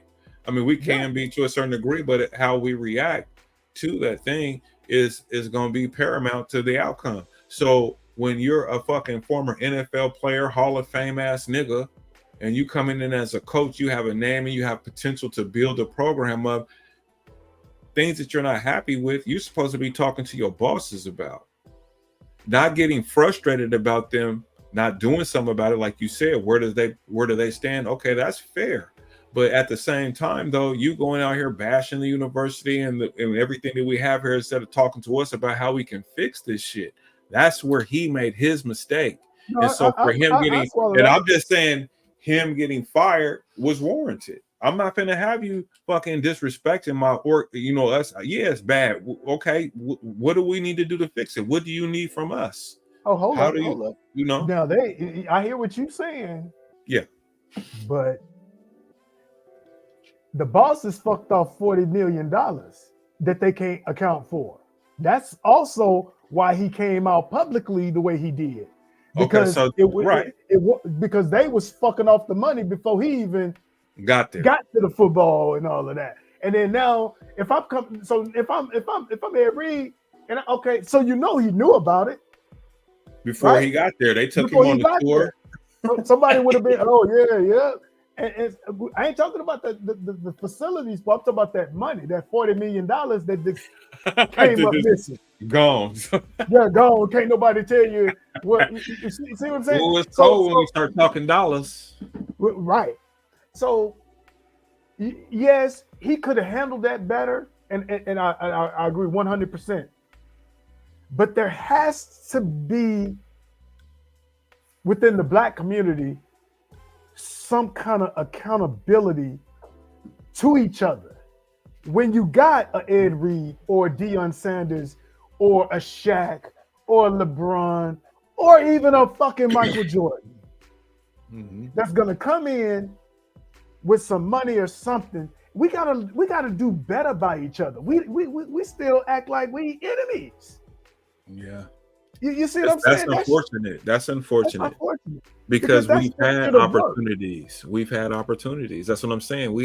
They had Neon, Deion, Prime Time Sanders, and he had that fucking campus electric. And you guys wanted to say that, we ain't never seen this kind of money because your stadium ain't never been that filled until he came there. You see what I'm saying? But instead of paying him $300,000 a year, a nigga who walked into Colorado getting paid whatever millions of dollars, you know what I'm saying? That should have been the focus. And developing a program and putting the money into this into that fucking school. You know what I'm saying? They're making everything at that school better. You see what I'm saying? And I think that he had the right intentions, but the administrator, the presidents, everybody can be mad at him for leaving and all that type of shit. I was never with that. Thank God that he did leave. But they was fucking over the money. What I'm saying is they don't talk that shit about the presidents of those universities and those schools and their fucking failure to fucking lead and to take care of the shit that they're charged to do. And that's the problem with us. Accountability. You said something that's an important thing. We have a problem with that because then if you're holding somebody accountable, then now you on the other side are you the enemy now. And you're an asshole. What the fuck? Oh no, you're a coon, or you're a coon because you hold him accountable. It's just like with Deion, like you say, I have a love-hate relationship with him. I love him because who he is and all that shit, and I also have the hate because I feel like there can be improvement there. But nonetheless, I want to see him succeed. You see what I'm saying? Whatever that is, you know what I mean. It's opportunities that we have as a people, especially to build football programs, something that's dear to us. We have to be able to hold people accountable and not get butthurt about it. That's the problem. You know what I'm saying? We got to go ahead and be like, just like when your parents told you something you did wrong when you was young, nigga. You got over that shit. You got over it, but you learned from it too, though. You know what I'm and you saying? learned from it. But you And didn't so- go, oh, I'm gonna go kill my mom and daddy. Or I'm going to flip out on everybody. You accept the criticism. It's called constructive criticism for a reason. It's not to beat you down. You know what I'm saying? It's to say, okay, you did these things wrong. So you don't want nobody to tell you when you're doing something wrong. You know what I'm saying? Like who doesn't want, you can't learn. We all do something wrong. We all make the wrong turn, and somebody has to correct us or give us game to correct us. And we have to get over that shit. You know what I'm saying? It's okay to hold Deion accountable, LeBron James, Michael Jordan, or whoever we want to put out there, hold them accountable. You know what I'm saying, for certain things. It's nothing wrong with that. But we can't take it so personal to where we not fucking with each other because somebody held us accountable. I think there's a way to do it. I think it's a way to do it. I think publicly it's not necessarily a way, because then it looks weird when you calling somebody on the phone. Like I'm like, if me and you, we podcast and we in this industry, and you doing the show and you say something that I'm like, oh no, then you shouldn't have said that. And then I go on my show and I say something about it versus calling you. That's problematic. You know what I'm saying? But you my guy. Like, bro, why you say that? And then you tell me why you said it. And I'm like, okay, I get it. But man, that sounds weird. I don't know if you should have said it. Like, whatever. I'm gonna talk to you personally versus airing our shit out. You know what I'm saying? We hold each other accountable. You hold me accountable. I hold you, Ivory, Claire, Don. We all hold each other accountable, and we don't ever really take it personal. We might be tight about it for a minute, but that motherfucker was right, but fuck them. You know what I mean? You know, but we take it in stride, but that's what should happen. Like, you know, absolutely, it's not the worst thing in the world to be told, hey, you're wrong. Hey, listen, I don't want to be right. I want to get it right, nigga. Listen, get it right. You know what I'm saying? I mean, I'm not arguing to beat you in the argument, nigga. If I don't know something, I'm gonna stop talking and learn, because I'm gonna be better for it. And I think that we more in competition versus that. And once we get I'm gonna say this, under a this belt, is something. It's sports related still, but so I've been having conversations about that, the whole accountability piece. Because even with my job, like I do commercial insurance. Okay. And one of the things that gets under people's skin is we do these audits at the end of a workers' compensation policy period. Right. Now, in a day, I get levels of people.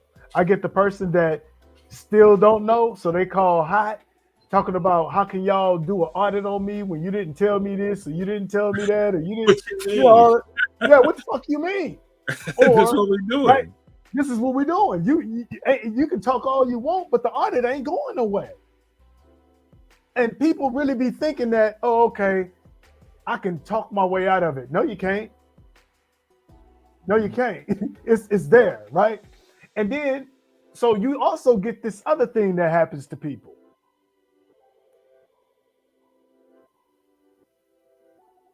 Somehow the state could find out that you put a wrong figure on your payroll. Right. And them motherfuckers, whatever, they'll go in there and say, "Oh, Ray, we're gonna move your payroll from 20,000 to 220,000. You lied." I'm for it. Right?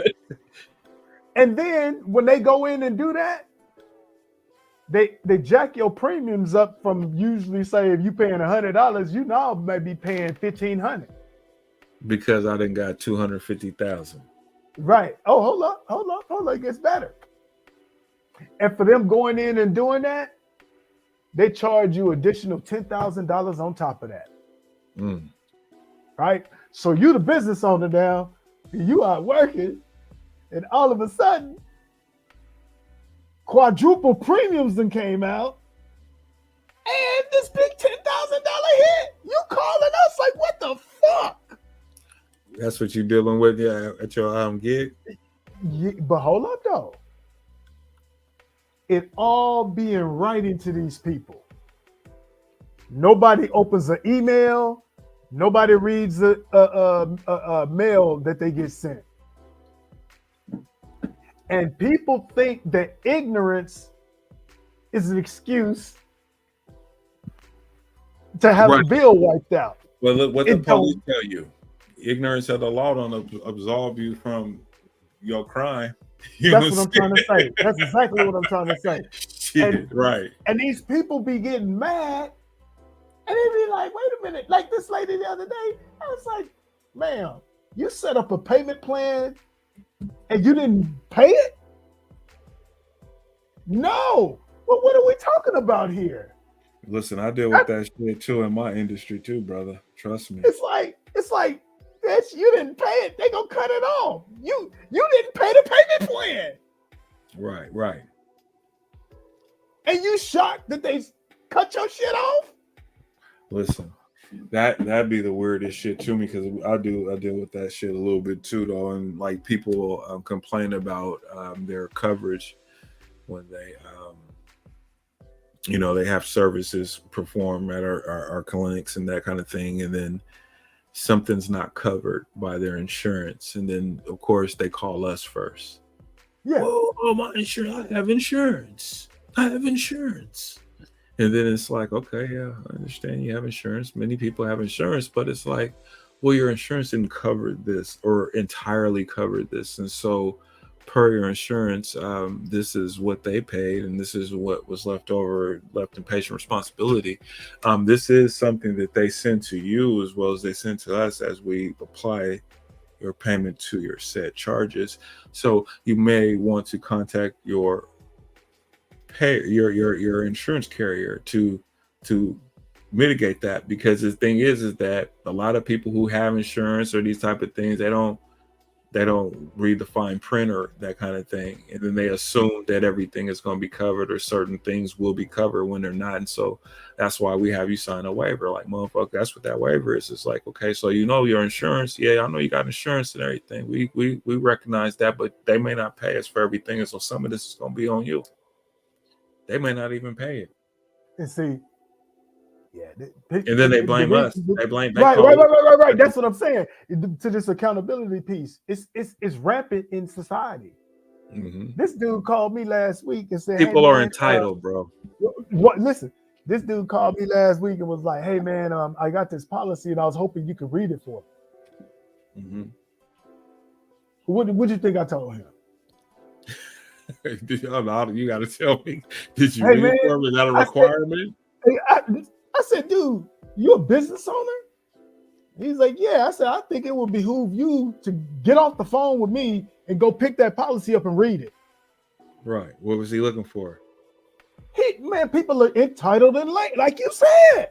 Entitled. He expected you to read it for him. Yeah. Fuck out of here. Like, dude, what are you talking about? What are we talking about here? I mean, I get it if you have a question or is there something you understand about your policy that could explain that for you. Right. I can, but to read your, no, bro, you got me fucked up and the system fucked up. Well, that's what they pay you for. No, bro, it's your responsibility as a business owner to read the contracts that you sign. Just like it's your responsibility as a insurance carrier, and you're going to have services performed on you to understand what your insurance is going to pay. And when they don't pay what you thought they was going to pay, then you had a misunderstanding of what your coverage was, and that is your responsibility to know that. Because I tell people, I used to be on the phone. Yeah, then they want to talk to the supervisor after that. They don't like to hear that. They want to hear nothing but, they're right or whatever. Or can you recode this? And it's like, yeah, no, that's illegal. We can't do that. Well, hold on. For the last 15 minutes of the show, though, I want to do a round robin. I was on to wrap it up at the 2-hour point, but I want to go over our NFL scoreboard and then kind of talk about the rank. I got the rankings queued up. For what? College rankings, yeah. Okay, we can do that right after we go through this real quick. Yep. So Ravens on Thursday night kickoff, they lose a close one to the Chiefs, 20-27. Patrick Mahomes did his thing. For me, early in the season, my favorite to win the Super Bowl would be the Chiefs at this point. I mean, that's who I early on picked, and I'm betting $100 on that to get paid a couple grand. So hold up, man! Don't the toe game. Shit, they was a toe away from that being a different game. yeah, overtime game, absolutely. That was an interesting game though, bro. That toe thing, boy, that kind of shook me up. I was like, man, he was in, bro. His toe was just over. It wasn't on the line though, but it just how his feet was, and it was just the shadow of his toe was over. That's where I was on that type of time, bro. But yeah, that shit was a cold. I mean, it looked good, bro, and everything, man. And I so wish that it would have went to overtime. I'm hoping the Ravens. I think the Ravens will be okay.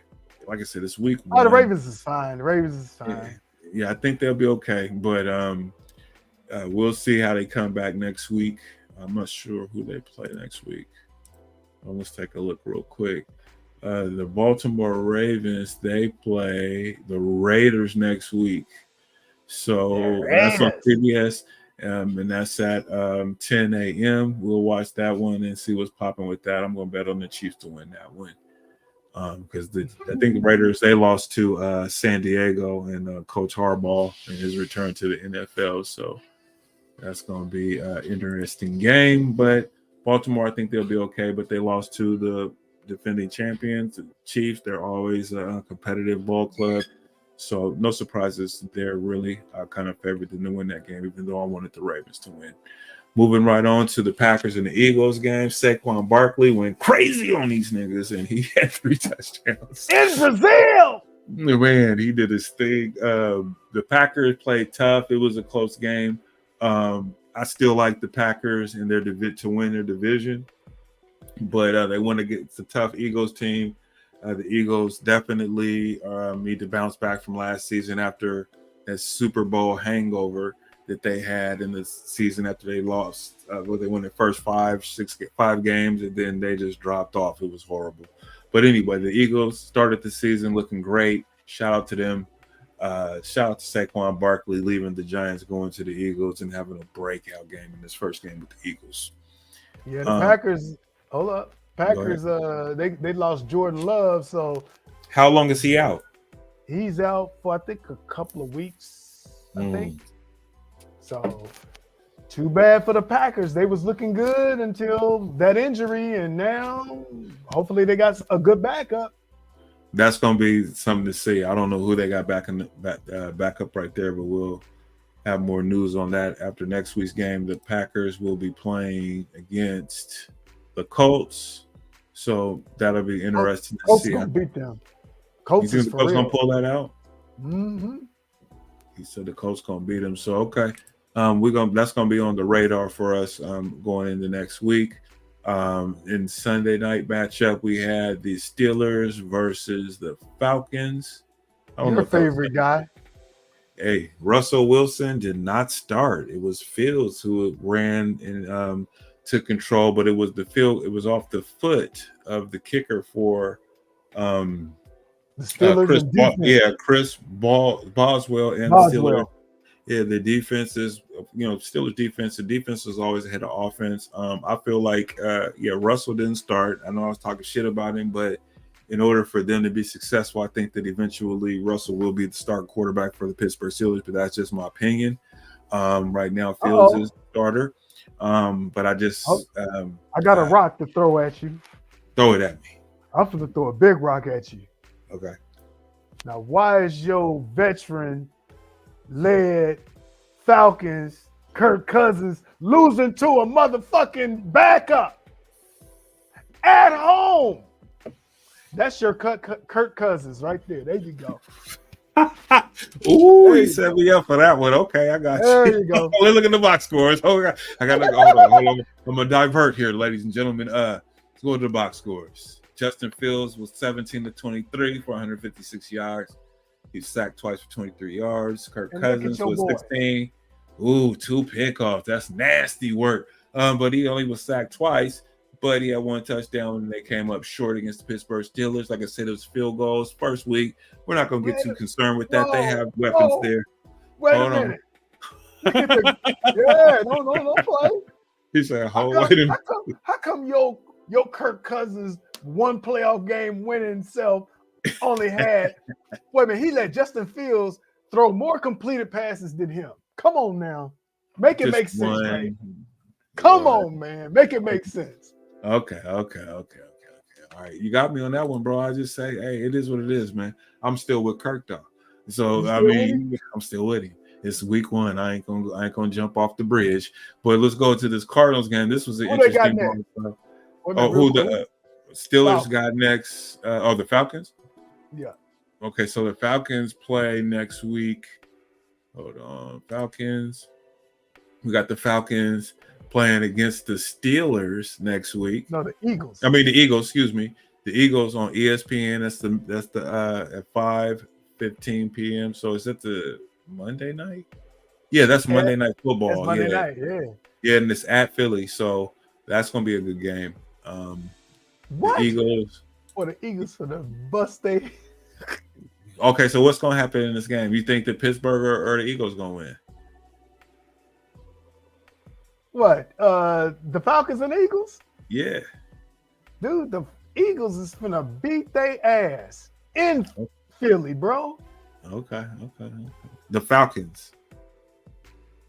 The Eagles. Or you said the Eagles is gonna be Falcons. The Falcons. It's gonna be a blowout, dog.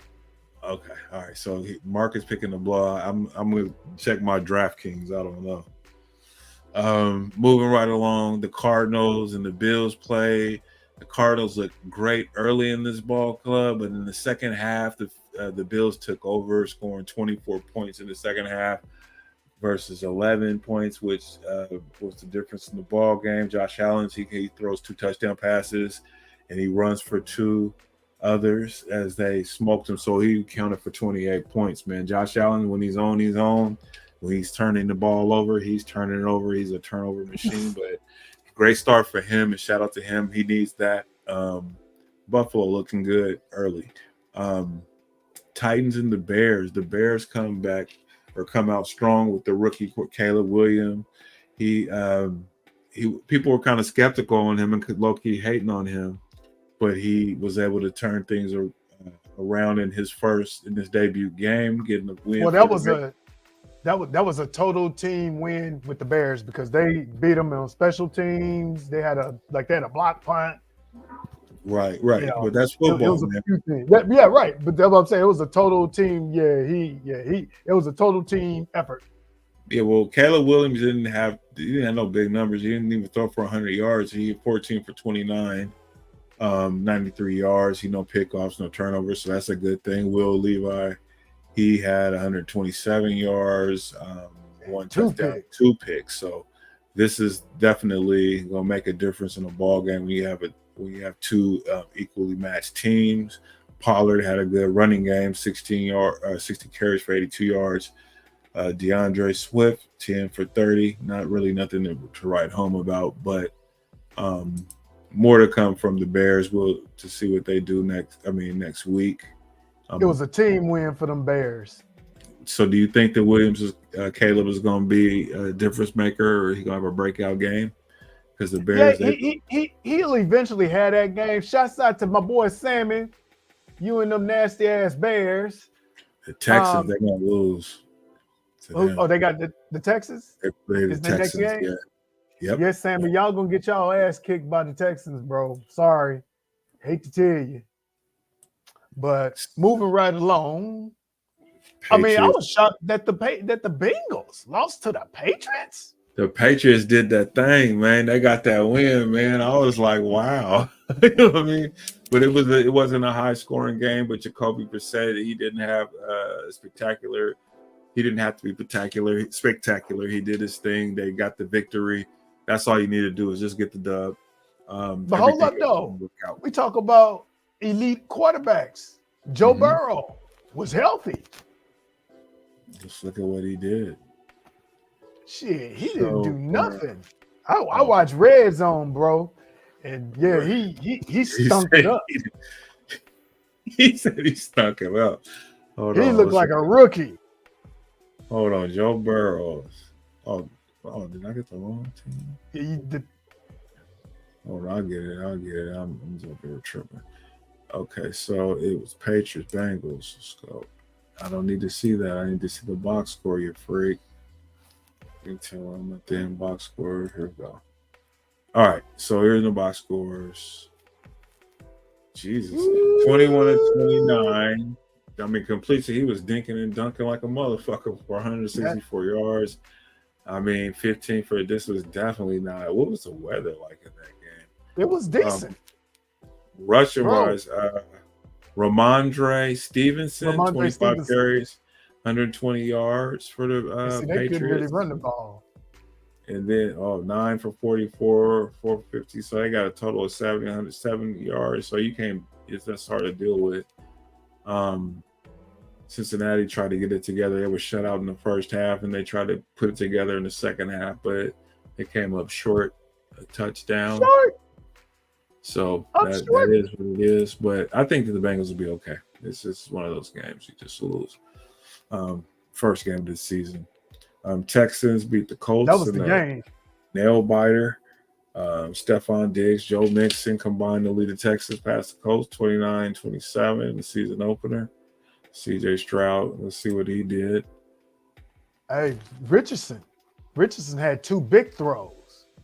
He had 9 for 19, 212 yards, 2 touchdowns, 1 interception, but 24 for 32 for Stroud, 234 yards, 2 touchdowns. No, so this is important. Pickoffs, and this is the difference when you consider how close this ball game was. You have both teams scoring 14 points in the fourth quarter. Indianapolis, they made a run in the second half, but they came up short. That these 2 field goals and them not scoring in the second was the difference in that ball game. But it's a competitive ball game, and the Colts, like you said, is a real deal. I think I like what they got going on over there. From what I've been seeing early. And they got a real quarterback. That boy got an arm. Did you see the highlights of that game? Yeah. You see them big throws. I didn't know. I mean, he only 9 completions and he got 212 yards. So that just lets you know what they only threw it, and he only threw it like 16 times or 19 times or something like that. So, they're protecting him. They're not putting it in the air too much, but when he gets confidence and he's able to put the ball in the air more, we might see 300 and 400 yard games from this kid. Jaguars next year. Jaguars and the Dolphins. The Dolphins pulled it out. That's what I kind of want to talk about a little bit. To Tariq situation. Man, man, that nigga played himself. He's an idiot. Because he played himself, man. I don't fuck with him no more. But anyway. Hey, but did you see the video? I seen the whole video. Did you see the whole video? Yeah, but I mean, it's like. Did you see the whole video? Yeah, but what I'm saying is not the CNN version. And when they had him on and all that shit, because they didn't play the whole thing. Well, I saw the video. Mm-hmm. So regardless of his mouth, that cop, while he was cuffed, came and grabbed him by the neck and neck slammed him. Now I don't give a fuck what he's saying. That doesn't warrant you to now slam a handcuffed prisoner. That's some bitch shit. That's some coward shit. That's what they do. Well, I don't think that. From what I seen, this nigga wasn't complying. The body camera footage that they showed, you know what I'm saying? Like before it even escalated. You know what I'm saying? He wasn't complying, bro. So it's more to it. So you yank him out. You I mean, whatever happened, bro. What I'm saying is, hold on. So you yank him out. You handcuff him. All of this stuff. Okay, now that's calmed down, and we're just talking. We're gonna write you a ticket because at this point you should have just wrote him a ticket and had him on his way. But the police officer is posturing now because you know how they. Let's be real. Let me ask you a question. So you don't think, while watching this tape, that he could have handled that shit better? Yes, he could have. Okay, so that's all it is to it. That's all that needs to be said. No. Wait a minute, bro. Wait the fucking minute, dude. This is like you. If you was in that situation and you could get a little hot-headed. Yeah, but I know how to act. But go ahead. You know how to act, right? But now everything is calm and they got you in cuffs and y'all just talking, or maybe you and this other cop is kind of going having words, and he takes it upon himself to choke slam you while you in handcuffs. That's some coward shit, dog. That I get what you're saying. He should have just complied so he can go, yeah. But we can't have a fucker with a badge jealous just because he think I look like the guy that fucked his wife. So now he got a problem with me because I just so happen to look like this guy.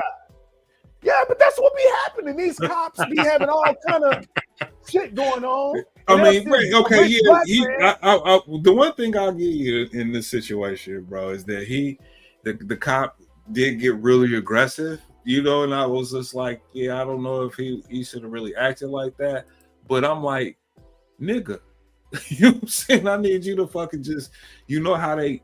We already know how they do us, right? So it's like, man, why are we even saying? Why are you putting your seatbelt back on? Why are you rolling your window? Why are you doing all this weird shit, nigga?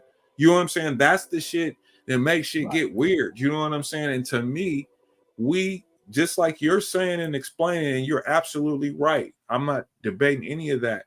We gotta move different. It's unfortunate, but and the cops wrong and all that. I'm gonna say that, and I'm not, and you know how I am, bro. But the thing is, though, but he has a role to play in this shit. And the problem I had, though, is like those little things that he was doing. Like, nigga, just fucking answer their questions, man. Get your ticket, man. They're going to let you go, man. I'm Tyreek Hill. I play for the Dolphins, man. My bad. I whoop, whatever it was. I'm sorry. Whoop, what you need from me, officer?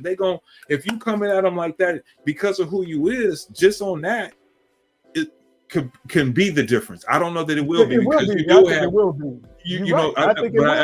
But at the same time, dude's extra aggressive, and I don't see that was necessarily warranted the way they handled him, and I agree with that.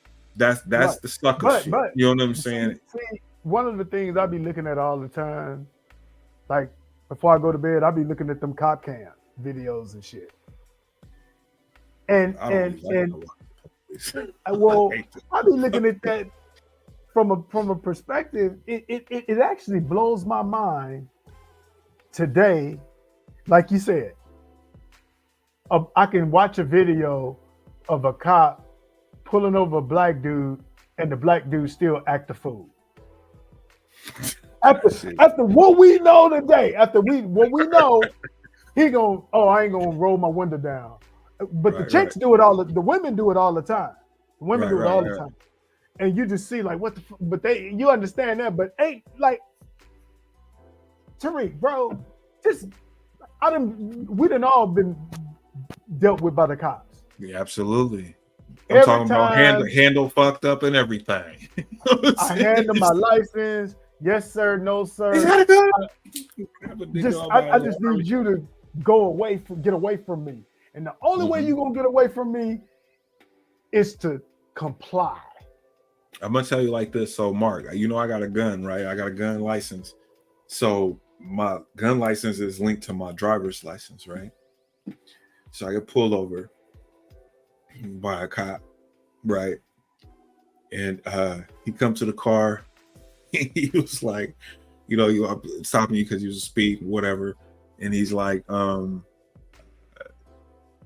have a firearm on you. That's what he asked me. And I was like, I do. And I was like, and I kept my hands, and I was like, it's on my hip, or whatever. I'm, good or whatever. You know what he did? What? But because I said that shit, he was like, no, I'm not worried about that. That's fine. I just will let you know you're speeding or whatever. And he didn't give me no ticket, and he let me go. And I think it's because I was complaining, bro. I was like, yeah, man. I said, hey, I got my pistol. My pistol is on my hip. I just looked over right there. He was just like, okay, fine. You know, I had my license in my hand and I handed it to him, and I was like, because he knew they know, you know what I'm saying. And my whole thing was he could have been fucking with me. That wasn't in my mind or nothing like that. I was just like, what the fuck? You know what I'm saying? Was I speeding? You know, whatever, nigga. But he didn't give me no ticket. But because I told him that shit, he let me go. It was nothing. And it was like, and I thought about that shit though. If I was on some bullshit and I had an attitude, how they would have handled me, just for the simple fact that I got that. Not because of this, but because I got that. You got that and this. This is an enhancer. This is right. This motherfucker is the gang member. Shot down, bro. But it was scary as fuck, bro. I was sweating in some more shit, bro. Like, I never felt like that before, nigga. And I've been stopped by the police and shit, but having my pistol was the scariest. It was the scariest.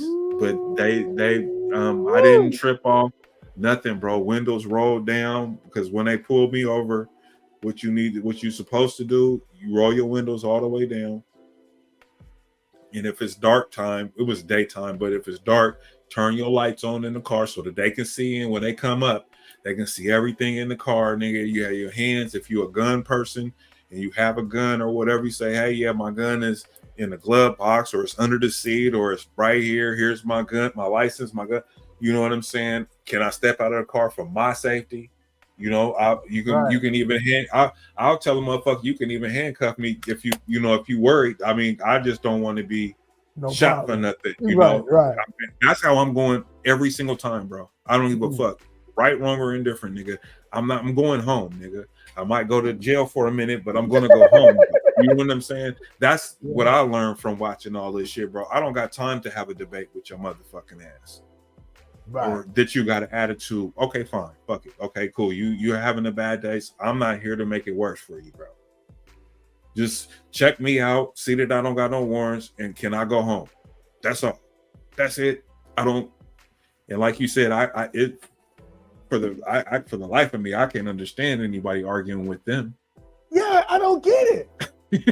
I don't fucking get it. Like, I'm not doing it. I'm not doing it. Oh, man, like I just seen so many where like these sisters, like this one sister, bro, she almost hit the cop, and then she had her left signal on to turn left, but then she turned right, and that's when he finally pulled her over.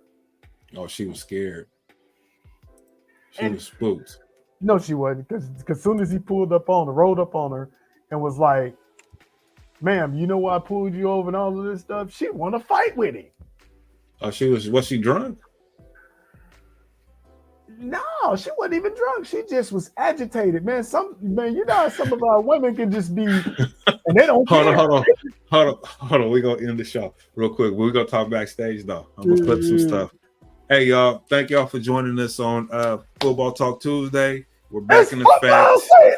You motherfucking right. God, guns, and football. That's what we on here. But check this out though. We'll be back next week. Apologies for the technical difficulties, but we're gonna be back. We're gonna do our Madden game of the week, where Marcus and myself will play each other live after the show, and you can see who's the best. We're gonna do all this shit though, man. We'll invite you guys for challenges. For those of you that play Madden 25 on PlayStation 4, we're getting it set up. And from that, as we bring people in the challenge, myself or Marcus, we'll create our league as we we build up our players that want to come and join the conversation and join the league and talk football, talk your shit.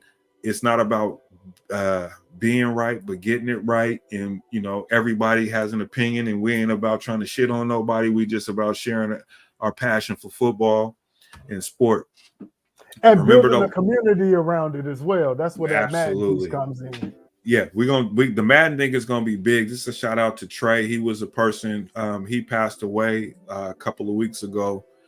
He was a person who developed the Madden League that we had for 3 years during pandemic season, and we would get together 12 to 15 guys from across the nation, and we would play a Madden league, a full season, playoffs included.